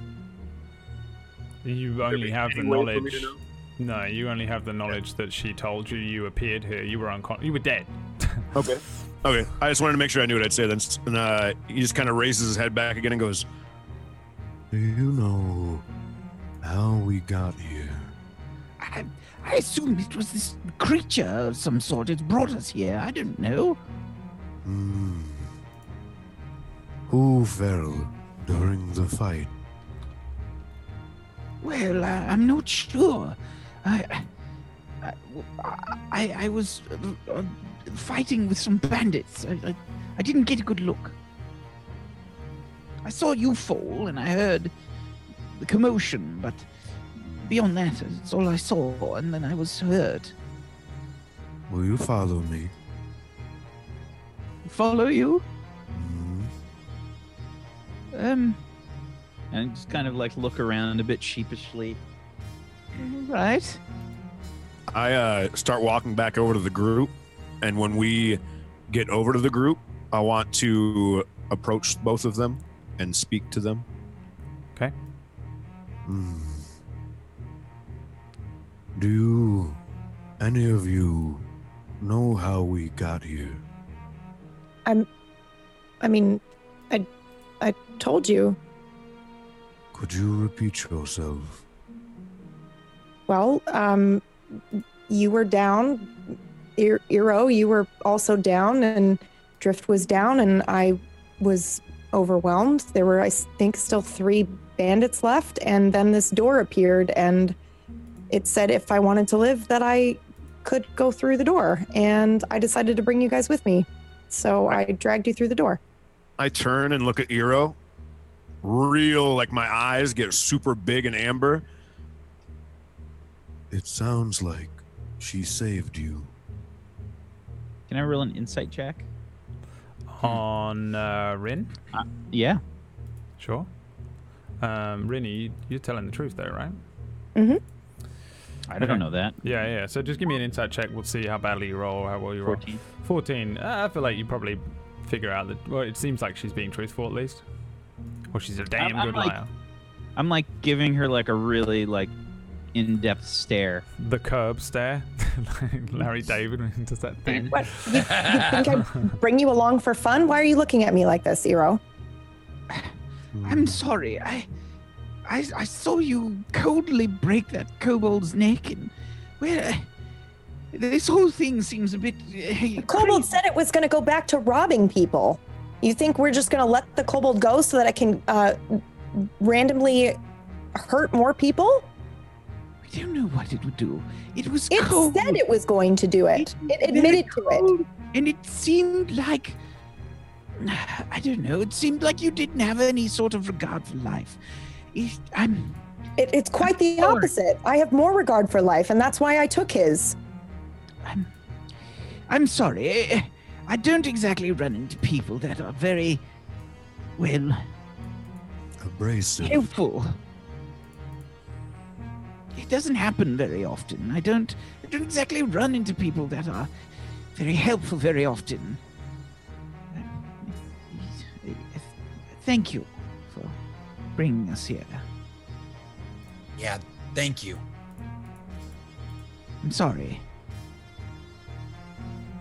Actually, while we're saying thank you, Drift, I don't know if you saw this, but right before you went down, the bandit that you were facing, Yeah? you ripped him open. Thank you. You saved my life. You did good. Yeah, of course. Yeah. Shall we leave this place? Please. Okay, so I had an idea. Call me crazy. It might be crazy, but 19, can you just bend over there? And I point to like just like right over the lava. Just like want him to just bend over the lava, and I wanna attempt to crawl on top of 19 and like crawl down his hand and try and grab these keys. Oh, I think that's a mistake. All right. When he suggests that, he hears you say that, the mistake thing, and then I look back at Drift and just go, you want me to... what? Act as a ledge. Just be my ledge right now. I'm gonna crawl on top of you, and you just hold out your arm. I'm nimble, and I'll just crawl right to the edge of your arm, and I'm just gonna grab the keys real quick. Brad, you just gotta hold. I'd like to rip part of my cloth monk clothes that I'm wearing right now and just toss them into the fire to show Drift that he's going to catch on fire if he does this, or he's going to immediately catches on fire. It's bad and it's gone. It's like throwing it in lava. It's exactly How the same. do you think you're going to grab it, Drift? I'll use this. Maybe there's something around here that can grab it. I want to start searching this place. I'm gonna pull out my dagger. I'll use this. Look, and I'm gonna stick it in the fire. Oh, it's fucking gone. Here's what happens. Pull it out quickly. In and out quickly. All right, in and out. It heats up pretty quickly. The very tip turns red, but it doesn't melt. See? I'll scoop it up real quick. Yeah. Okay. Are the keys? Are they on a ring, Brad? It's a Sorry. dagger. No, they're three separate rings. Floating out there at least 10 feet away. I'll flip them back He like could- I'm serving he you could food. flick it, yeah. Does your dagger Alright, I'm intrigued. Are they floating, Brad? Are they floating? They are floating a little bit above, yeah. They're just supposed Let me to be try floating. it. Let me try it. Okay. Come on, guys. Trust me, I can do this. While he's doing that, I'm just looking around. You can give me a perception or an investigation check to be wandering around, depending on which one you roll. If you think you can do it, Drift, I'll trust you. But it's up to 19. 19 has to hold you. He looks right at him and goes, "Why do we need these?" 17 on the perception. Sorry, on the perception, you wandering around. There is fuck all here. In the direct vicinity, there isn't a hook or anything that you've loose. It's all just there's a couple of pillars that have that same black obsidian color to them. They've got that same runic writing on it. There's nothing loose, nothing at all that seems like it would be useful to use in the direct vicinity here. If you fuck off all the way out. I'm just walking around. I'm trying to find It's a pretty something. big room, but there's a whole other section that leads in towards this hallway a bit further down. You're free to wander around this whole map, by the way. Can I see anything at the end of the hallway? You can see. I can't remember what you can see. Let me control L on you to remind myself what you can see on this map, because I thought you'd get far. You can see what you can see in character. So you can see that the hallway leads all the way out. You can see that the lights continue down, and it's lit again by the sort of lava. There's this track of lava that runs through the center of the hallway section, and it seems like it's turning right. Pretty normally. It doesn't turn into anything different. Same kind of hallway looking, red floors, black obsidian walls. So a little further off of what this map shows you, it just turns to the right and continues onwards. Do you know why we need these keys? No, not really. It's more just the challenge of 4 keys sitting in the lava, and I don't know. I want to get them. You see him nod his head, and he looks over to the other two. And as he looks over to the other two, he grabs the handle on his right hip, takes the shield out, hits the ground. It goes tick, tick, tick, does the thing, turns into the big tower shield. If we are going to do this, we must be safe. If you fall, you die. And don't you have a whip? No. Not anymore. What happened to it? I lost it in the battle. I also lost my dagger. I have no weapons. I couldn't even stay and fight. I had to come through this door. Brad, did thaumaturgy do anything? I'm so sorry to interrupt. Oh yeah, no, it didn't do anything. Didn't do anything. Sorry. I just want to make sure. We never really said anything about it. Yeah, we went to a break, but it just did the rumble. Rumble. Great. All right. Awesome. Very quietly. Can I roll 2 checks real quick, Brad? Can I roll a perception check to see if he could eyeball this area where the fire, the flame, and the little area where the keys are at, to see if he would have the smarts to understand that this is a good or a bad idea. And then can I also, after that, could I roll a I would assume an athletics check or an acrobatics check to see if I would be able to stand over it after I find out if I can actually, if it's a good idea, and see if I could stand over it, put the shield on my shoulder, and have Drift jump up onto the tower shield, hold it by the end, because he should, I would assume he'd be strong enough to hold it so that he could literally walk on the tower shield over to the keys, and it would block the fire from underneath him. Okay, give me an investigation check. A perception check is just what you can see with your eyes naturally. An investigation check would be what you want to do here. Investigation check, and this was to see what you know about the area of the pool itself, the fire. Like to see if like this would be a good or a bad idea, basically. Okay, so just using your intelligence. If you pull it off, it will work. It's more to do with the fact that you need to successfully pull this off. Like, if you the height of your character is 8 feet, right? It's just as simple as the fact that you can stand on this ledge. Remember, this is about 2 feet up, so you can stand on this part and see that the keys are around 10 feet away. Technically, if you could magically horizontally touch tippy toes to the edge of this thing, you could reach those things with this What about your outstretched sword? arm and grab Don't it. you have like a crazy greatsword that comes out of your leg? He's got a great sword in his back. He's got a long sword in his leg. It's huge. But I don't know. Huge. Yeah, that would scare me. This is gonna. I don't want to die. To pull off you holding this out as a platform for him to reach it and grab it up is going to rely not only on you being strong enough to hold him up, but also on his ability to stay on that thing and not fall into the lava. I would say, even on a 10, you can probably assume that if he goes into that, it's going to be like the ending of Terminator 2. He's just going to fucking thumbs up. I have an idea. 19 looks over at Eero and Rin, nods his head, takes his shield, and I want to roll the check to see if he could hold the shield. This is without holding it over the thing. This is a test run. Yeah. If he hold the shield by the very bottom of it, straight up. Yep. He can do that, obviously, probably, but if he can do that while Drift would be standing on the edge of the shield like a plank. So what I do is I go, and I hold up the shield, and then I look at Drift and I go, climb up me and see if you can stand on the edge and if I can hold you while you are there. And I completely break the fourth wall of Twitch chat and everything, and I just go, this is my moment. And I and you just see me like climb up like the shield. Now, remember, this is a test run. He's going to unlock his moment of truth. Yeah. So Drift, give me an acrobatics check, and 19 give me an athletics check. Really, that's all this is going to come down to. And they're doing a test run. Yeah, we're not over the fire. We're not over the fire. You guys are just stood where you're stood. Yeah. Right? This is to see if he can hold me, because he shouldn't lose that if he just moves, right? I think by now I come back, like, and I see him doing this. Like, I've been walking around and I see them like I see Drift like try to climb up on top of the shield. What do I see? Like, do they? Well, 19 has rolled a 6 on his athletics, and Drift has failed with a natural 1 on his acrobatics. Oh my! I'm gonna go ahead and go.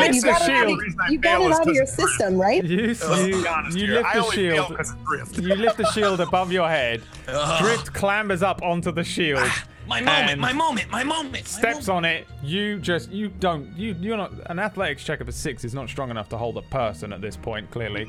Your arms just buckle. I don't know why you're so weak. I guess you're not actually a robot. Remember, you're a living construct. It isn't a robot. So you can't just go lock your arms in. Although you attempt to do that, he gets on it and you're just not strong enough. You don't have the whatever muscle fibers you were given. Drift just fucking falls. He just and as far as like you just slam him into the ground. Do I take any damage or am I okay? I walk back in and I won't see punish you, this. friend. Okay. I walk back to the group just in time to see this happening, and I'm just completely deadpan. Are you performing some sort of play? As he says that, as he hits the ground, my shield hits the ground, and you see it go.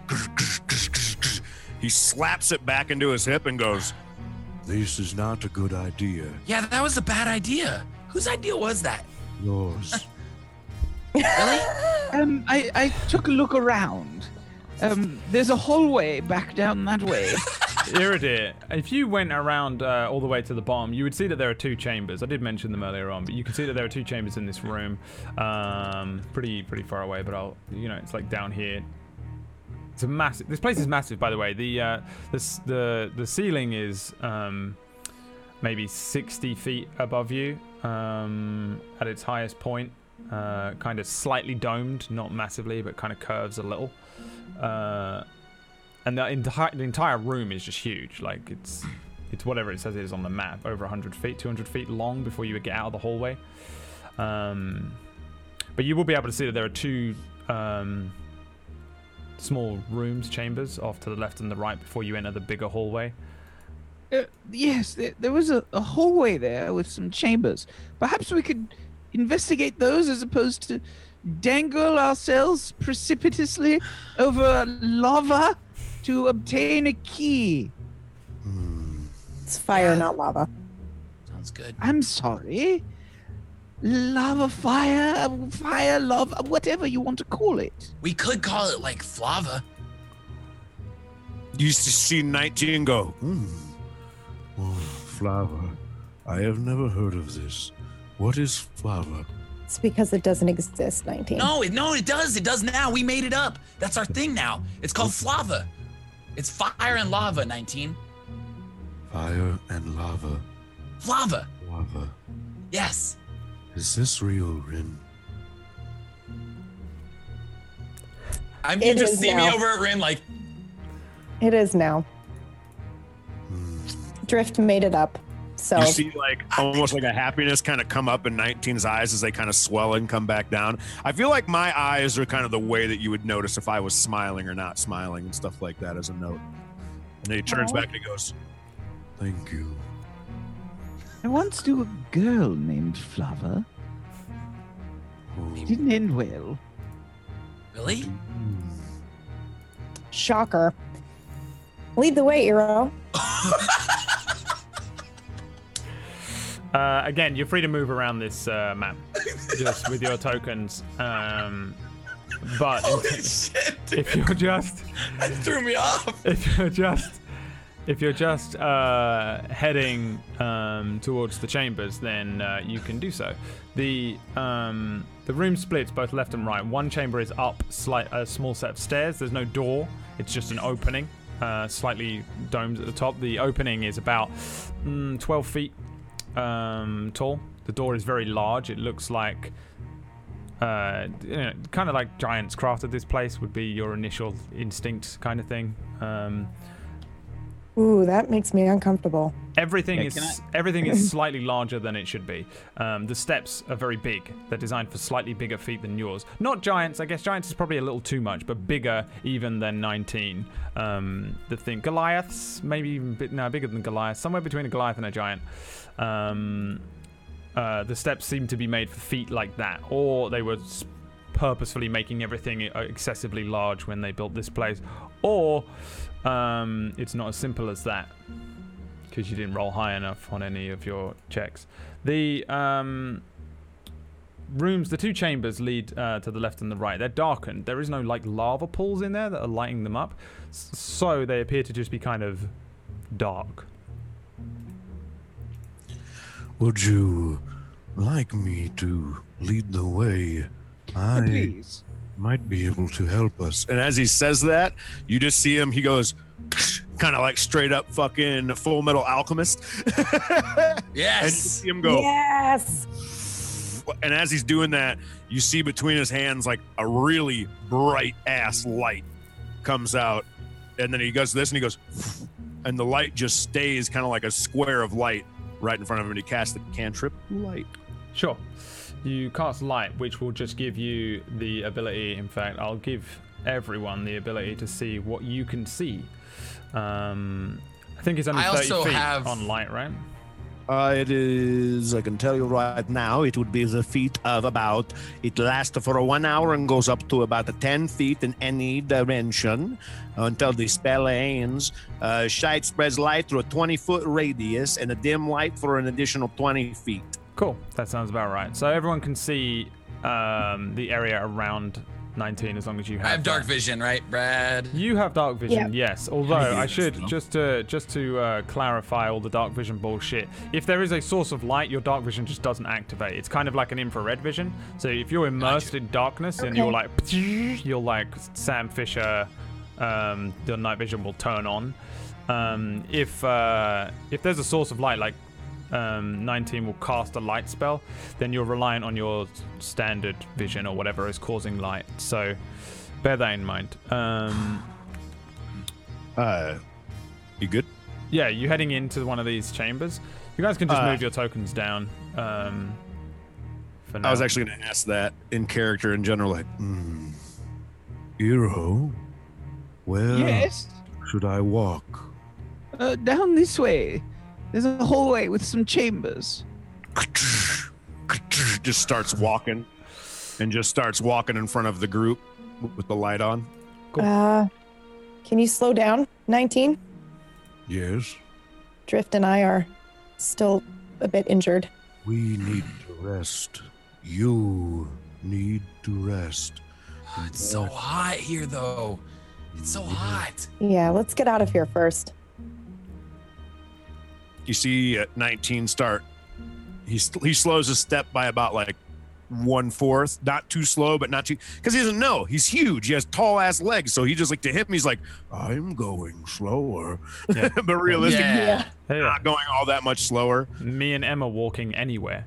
She's got those little like Snoopy legs, like trying to keep up, and I'm just like. Where did you go, Whack? I want to follow. Just go down. Where are you, bud? But I can't find you. I'll tell you what, I'll just move you guys to where he is. Okay, never mind. Perfect. Use it, whatever you. There you go. Right? Yeah, okay. So incrementally move down. Just follow the sound of my voice. So I know it's a little more difficult to see, but let's see. The hallway things are like here. Come. There's one there up those steps and one on the opposite side. Very easy to see. This, by the way, is like an open fucking drop into fire. Down. Oh, okay. So that's the channel that I was talking about. Diablo stuff. That is just a So channel, sick. like a very small canal that runs about. It's about 2 feet down into fire. The rest of these ones that are in like the pots, you can assume are up for this area.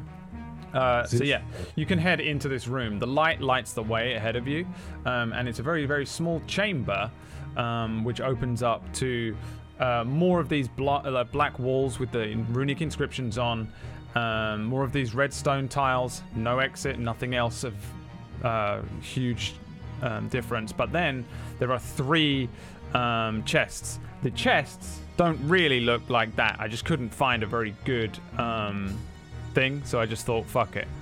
They are what are on the map. But the chests look very strange. They at first appear to be kind of wooden. Though getting closer, you can see that it's almost as if they are made of stone coming straight up out of the ground, and have been chipped and inscribed in such a way that it looks like wood.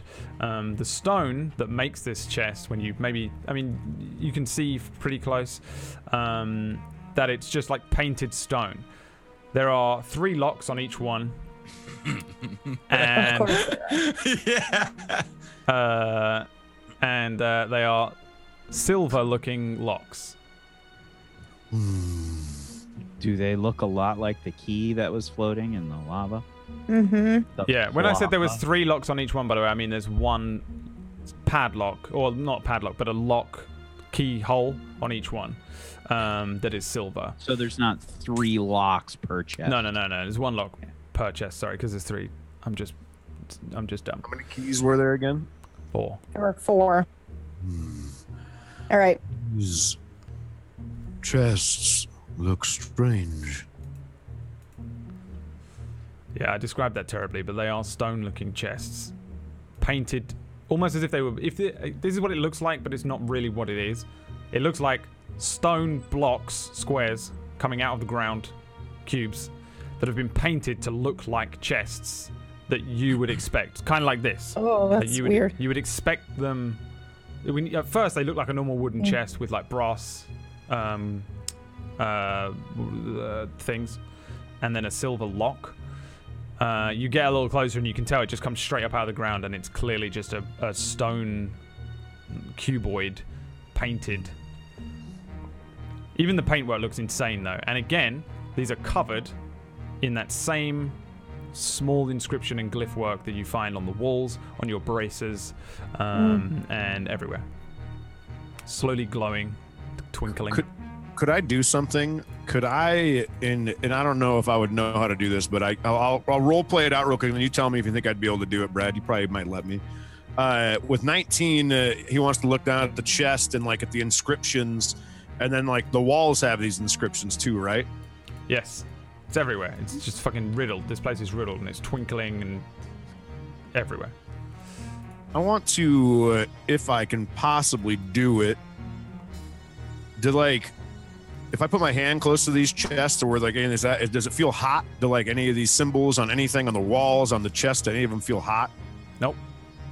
The walls in here, actually, this room probably feels a little cooler than the other rooms that you've been, or the big room. Okay. Since there's no fire in here, you would definitely notice that. In general, the air here is just hot and horrible. And while this is going on, am I allowed to be wandering, or no? I should probably stick around. Is there like, Yeah. I would like to try something that I don't know if you'll allow me to do, Brad, because I don't know how we would do it. Okay. I would like to try to get a mental image of some of these, and then look at the rest of them, and he looks over at Eero. Do you have anything to write on? Write on? Yes. I do. You do? Mm-hmm. I want to attempt to see if I can borrow that and then sketch out what these symbols look like, and then rip out that piece of paper and put it in my pocket. Right, yeah. Sure. You take a piece of paper. You take some... someone has a pen or a quill and ink or something? Charcoal, yeah. I don't have quill and ink. I just have charcoal. Charcoal's even easier, because could I just put it on there and just... Yeah, I'd say you can do that. Yeah. This. Sorry, I don't seem to have any paper. That's okay. Paper, by the way, is very fucking rudimentary. It's very thick. It's like parchment. It's really not like it's not like our nice like 70-gram fucking Xerox paper that we get in the real world. It's old school. It's rudimentary shit. The inscriptions that are on the wall, like I said, are very small. When you get close, like looking at this thing close, you almost need a magnifying glass to see it. It's like the very fine print that you'd find on a contract, and it's just everywhere. It's very, very small. Some of the larger glyphs and symbols, there are areas where they're a little larger, but they're not huge at all. So this is kind of... roll me a d20.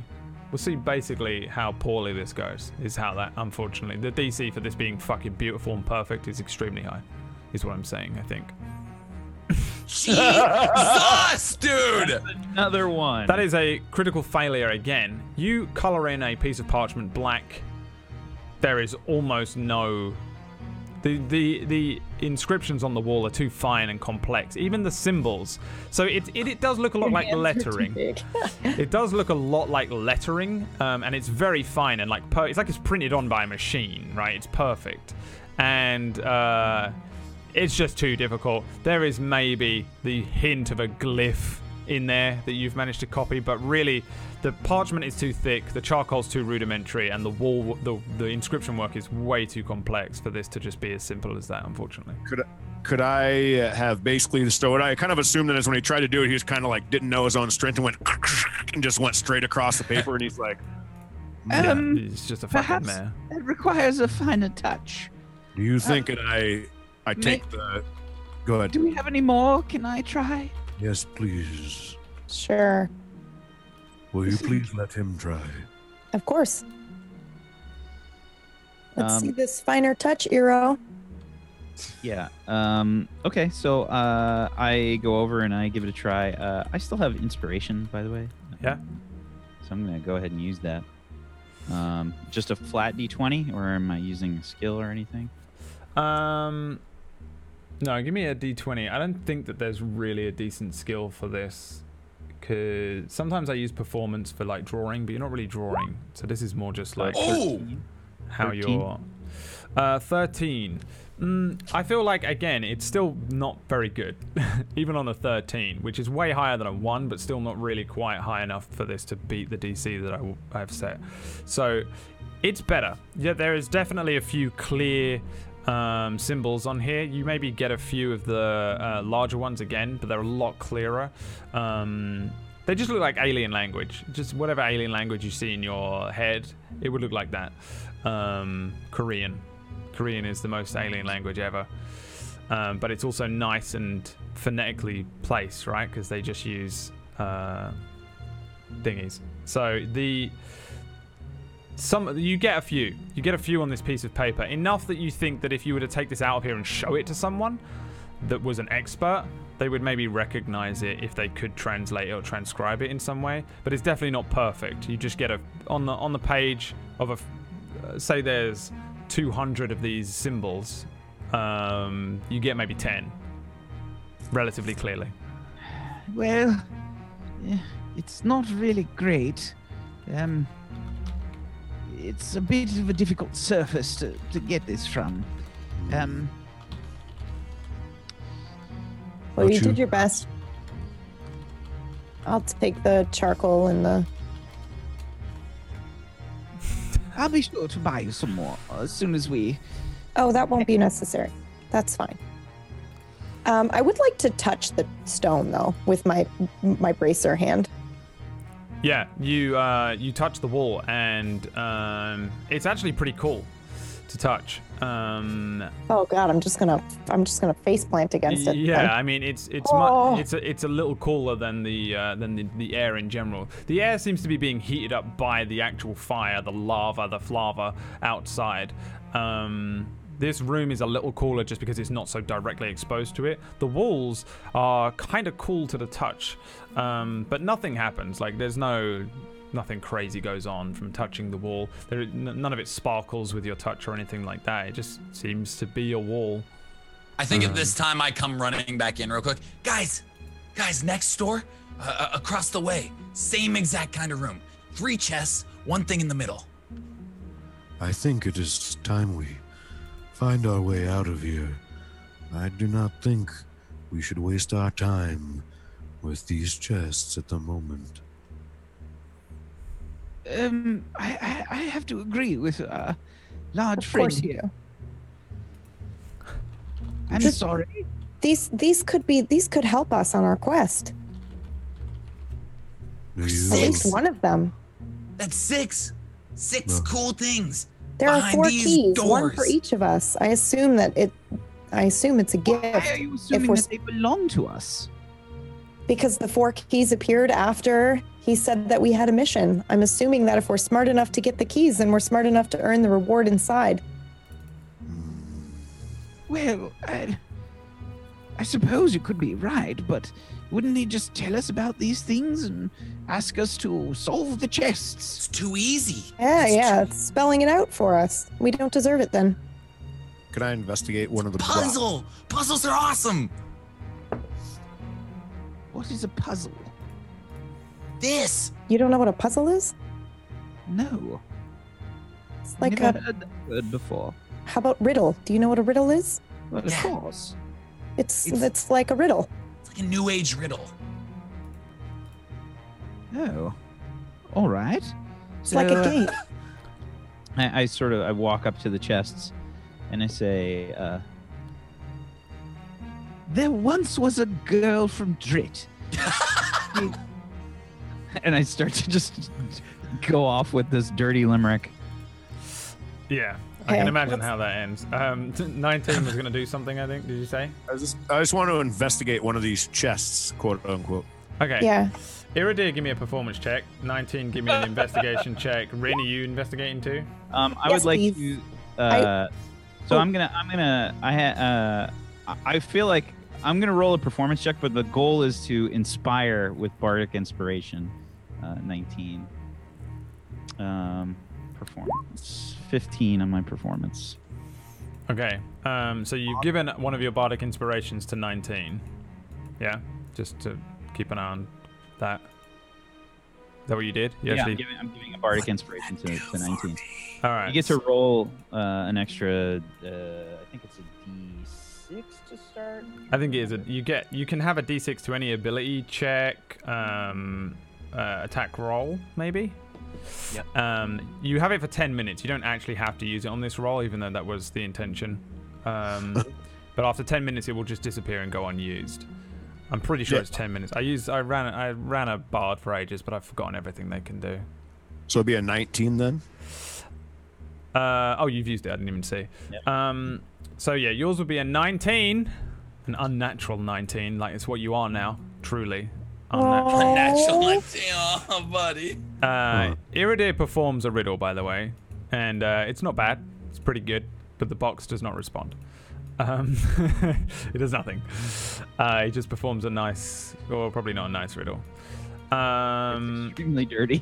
You guys, can we change the lucky 7 into 4 lucky 19s instead?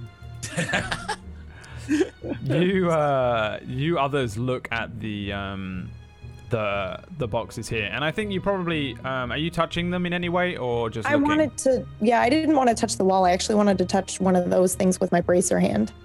Okay. So, yeah. Touching the box is fine. Like you expect it to maybe explode or grab you or something. Nothing happens. It doesn't turn into a mimic. It feels the same as the walls. By touching it, you can determine that it's almost definitely exactly the same as the walls. This is definitely just stone that is designed to look like a box. Though you can see that the top of it does look like it would lift open. It is just more like a slab of stone though, so it would lift up more like a sarcophagus kind of thing. The top is just a flat piece of stone that's locked down with this thing. Moving it, shifting it, pushing it, starting to put some more effort into it. It feels like just a stone cube. It doesn't lift at all. It doesn't move at all with any like real effort. As far as you can tell, this is basically just another part of the floor. It just seems to be the same thing. It just looks like it's grown up out of the floor and is just designed to look like a box. The silver portion is a little keyhole shape. Looking in it, it's just black. Shining the light from 19 in it, black. But the keyhole itself is silver, and that's all. It's like the shape of a silver thing in the front of the lid portion and the base portion. And I get the same information, pretty much, right? Yeah, pretty much. You all get the same thing. I don't think these are what they are. There's something strange about them, that's for sure.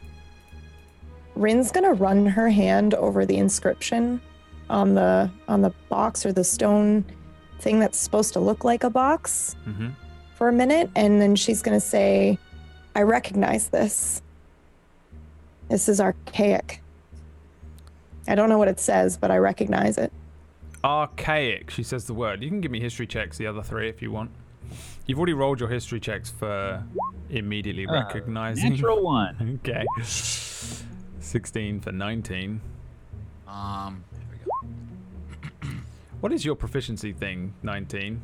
Is it if you get a crit? What is the rule on that? I have to get a 20, and then I can choose. I have 2 more. Okay. How many do I have left? I have 3 altogether, right?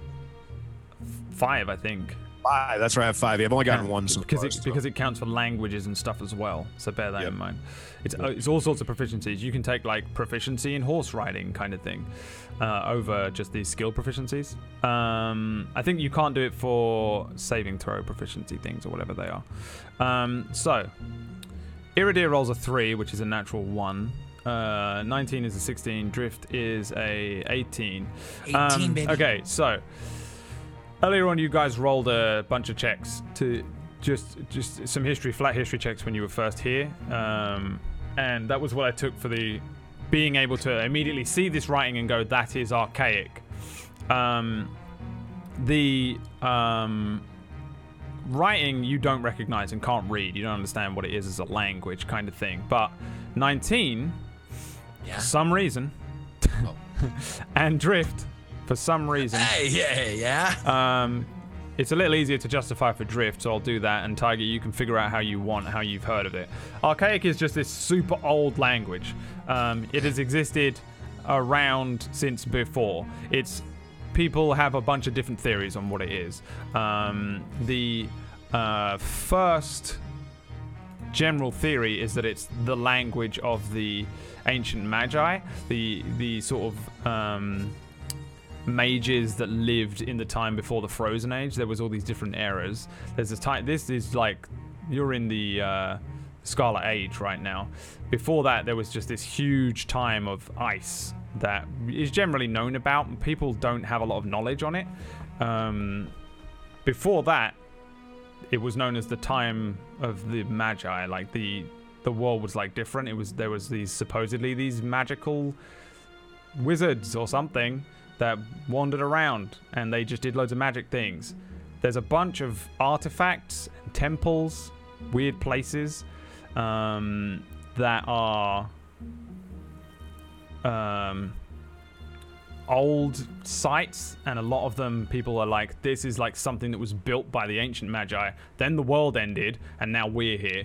And sometimes at these sites, and a lot of time at these sites, there are these runic inscriptions that look like this. The language is known as archaic. Realistically speaking, no one knows if it's even a language, because it's not something that anyone can read. No one, as far as you're aware, has ever decrypted it fully. Some people are able to attune to objects after years and years of practice that have some of this runic things on, like the braces that you have. Magical means have never deciphered the language. A lot of people think it's not a language at all. It's just that the Magi communicated on a wholly different level, and the archaic language, which is what it is, or isn't, is simply just a manifestation of like deeply powerful magics bound to objects and structures. And a bunch of people theorize other things. No one really knows. But this would be your first ever interaction with it, almost definitely. And Rin seems to know that that's what this is. She's recognized it in some way. Generally speaking, no one speaks of this. This is the same as when we discover something in the real world that comes from like before humans existed, and we're like, hey, look, there's this cup that fucking Neanderthals made or whatever. The odds of you walking down the street in like LA or fucking Toronto and just going, hey, look, there's a fucking cup that a Neanderthal made, is extremely low. So generally speaking, you're aware of what it is, but you wouldn't recognize it until now. Now you might recognize it thanks to Rin saying so. I know that was a big bomb of information, but it was an important one. That's good. That's good. I recognize this now that you bring it up, Rin. Do you know where you recognize it from? Yes. Tell me more. You kind of see his like eyes, like the pupils of it get really small. John had a book. John? Book? Who's John? My Friend of his.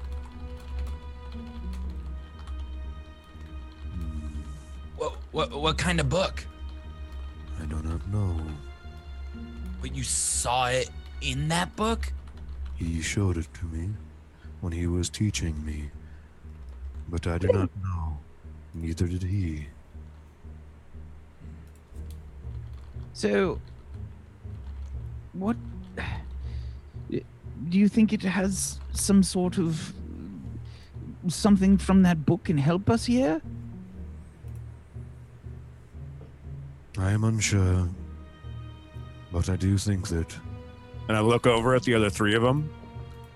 You're all looking very red. You look all very ill. We should leave soon. Brad, real quick, the thing in the middle, it's like a wall in the middle, correct? Yeah. You can't place anything on it? No, it really is just part of this map that I'm using. It's probably not even really there in front of you. At best, it's just a...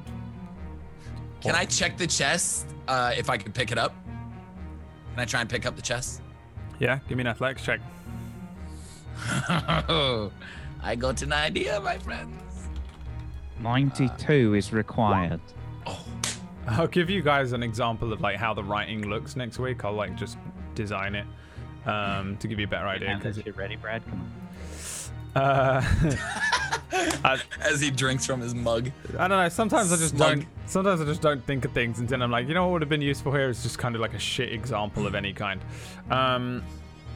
The chest doesn't move. It's like trying to move the floor itself. Not even the slightest little budge.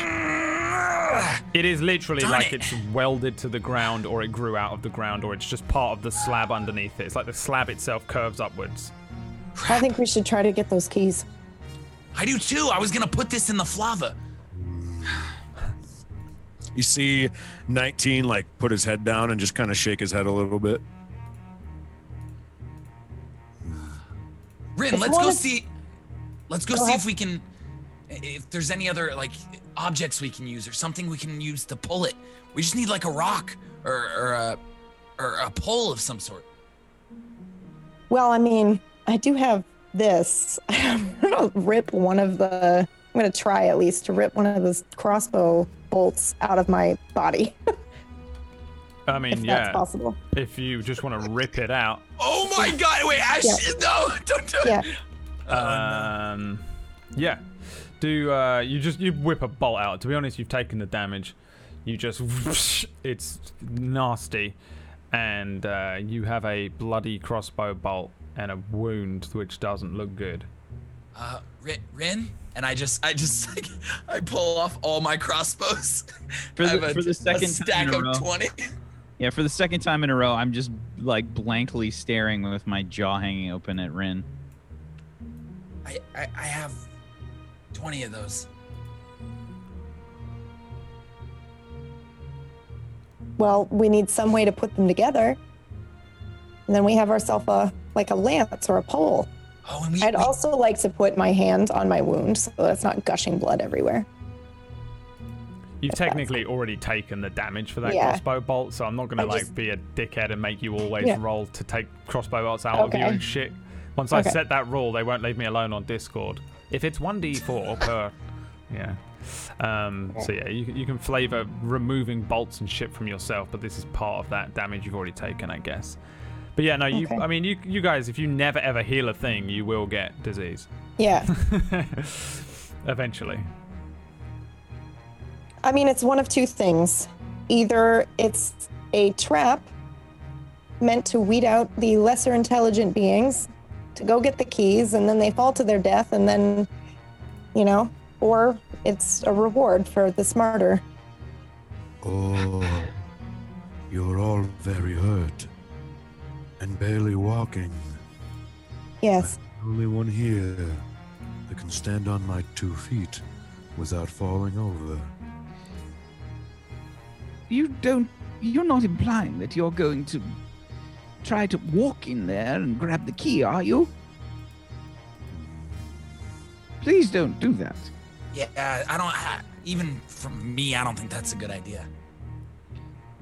Look, if we're so intent on grabbing these keys, which, again, I have to say, I'm not exactly enthused about, but if we are trying to grab these keys for whatever reason to see what's in these chests, perhaps we can use a bit of cloth or something and sort of throw it out and try and grab it that way.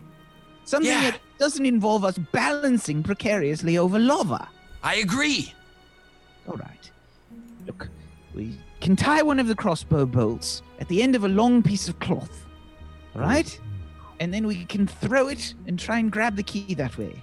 Yeah, it'll catch on fire and we'll pull as quickly as possible, and hopefully it'll create a ripple which will come to us. At least something.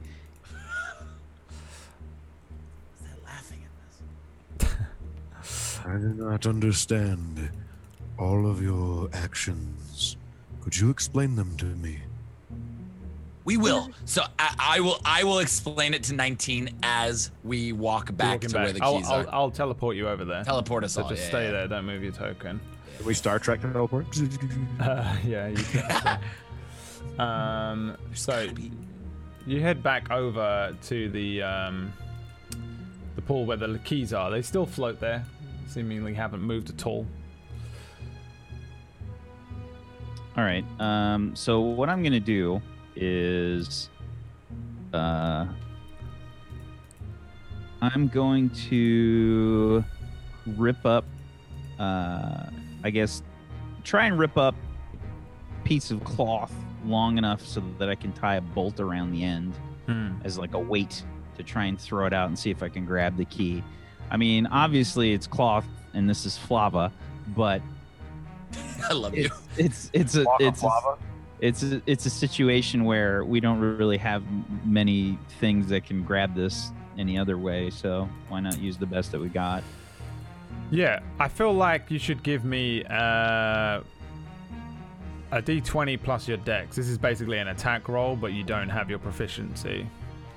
An unarmed strike with your yeah. 19.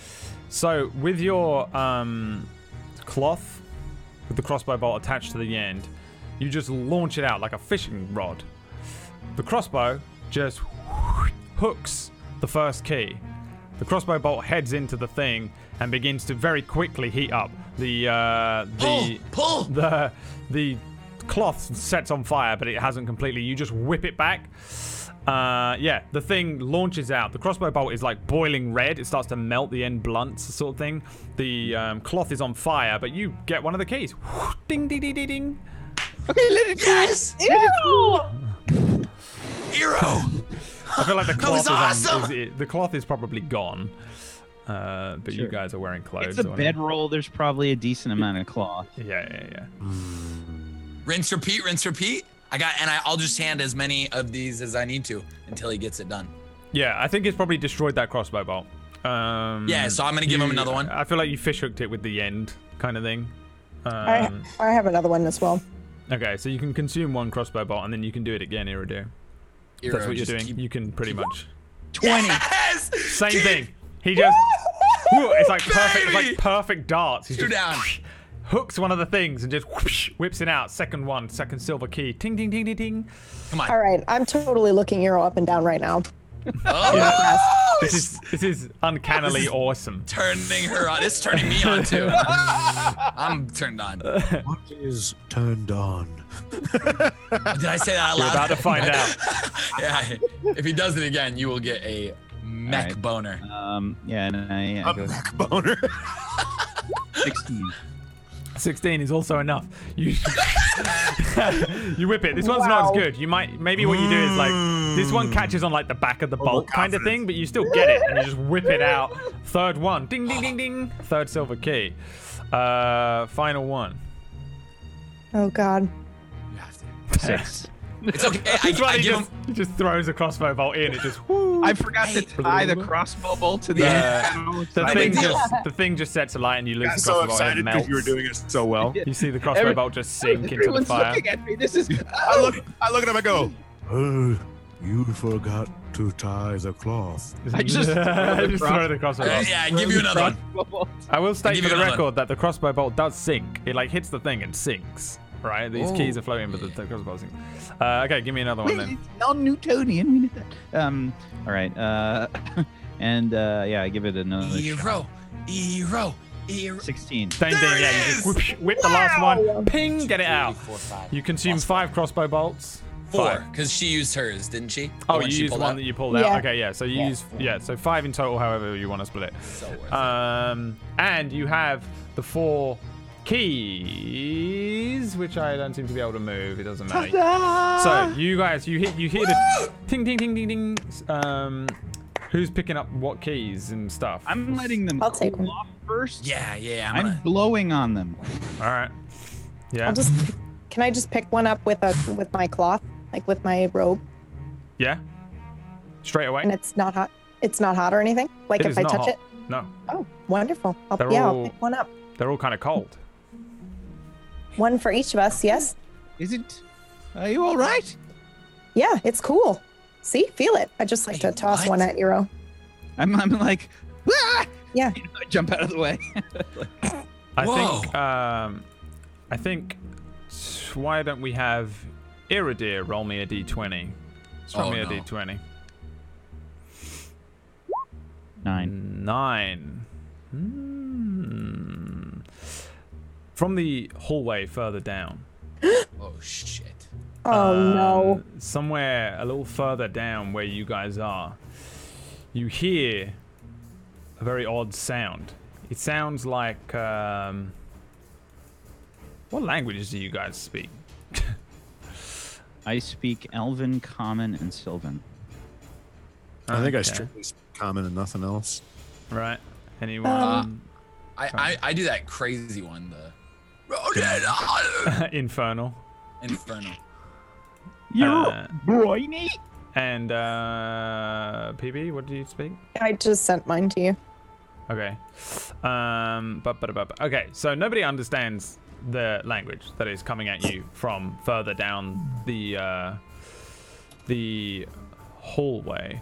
Probably Drift or anyone else that speaks no, actually no, you know what? No, it doesn't.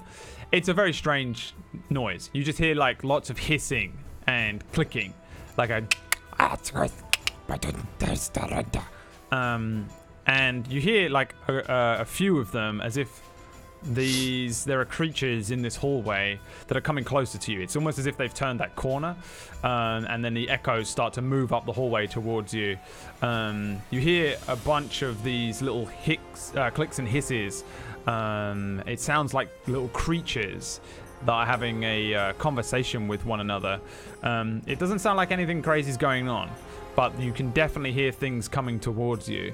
Behind you, the fire where Hasmal was kind of moves a little. You see like a small wave of the fire, and he says, Hasmal's curse or Hasmal's blessing. Let us see what it shall be for my brand new children. And that's where we're going to end today's session. No! You guys are all alive. Congratulations.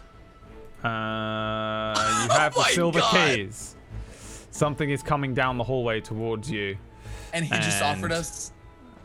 Hasmal has referred to you as his children. Oh my god! That brings us to the end of today's session. Thanks for playing. Holy crap, man. Holy shit! Thanks for watching, everyone. I hope you guys had fun. It was an interesting one. Truly, we have begun the campaign now.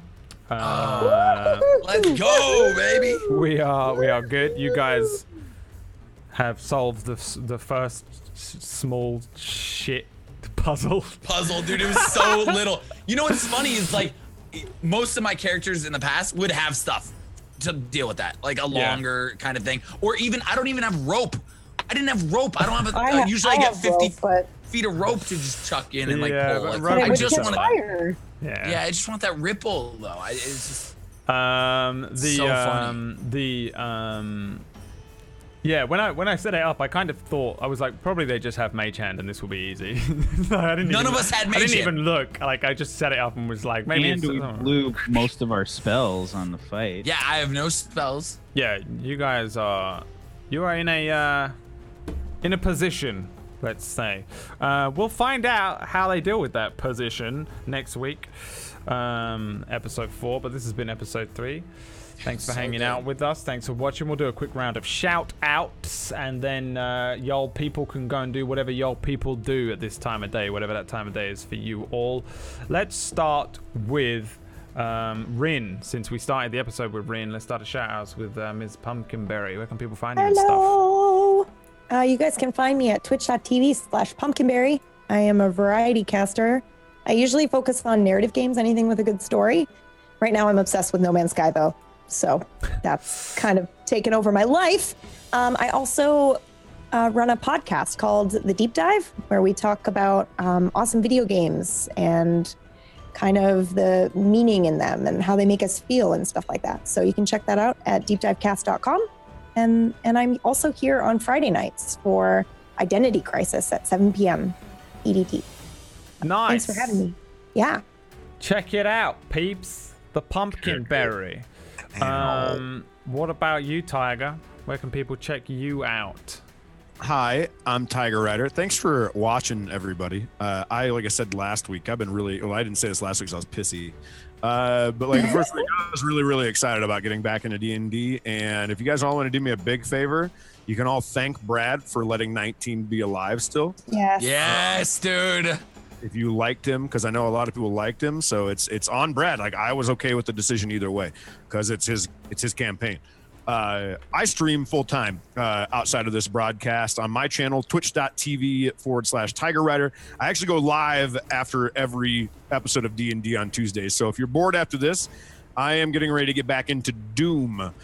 We started it just earlier this week, and we're going to be continuing it pretty much almost literally right after this cast. Like I'm waiting to hit start stream as I'm looking at you. Because once this ends, I vanish and I go do that. So if you want to come over, I'll be streaming. I do it Saturday through Wednesday about 5 p.m. PST. I do have a Twitter at Tiger Rider TV and an Instagram, just Tiger Rider, if you guys want to check it out. And thanks for coming and watching our show. And now you should just come over and watch me make a fool of myself on the internet. Done. Sold.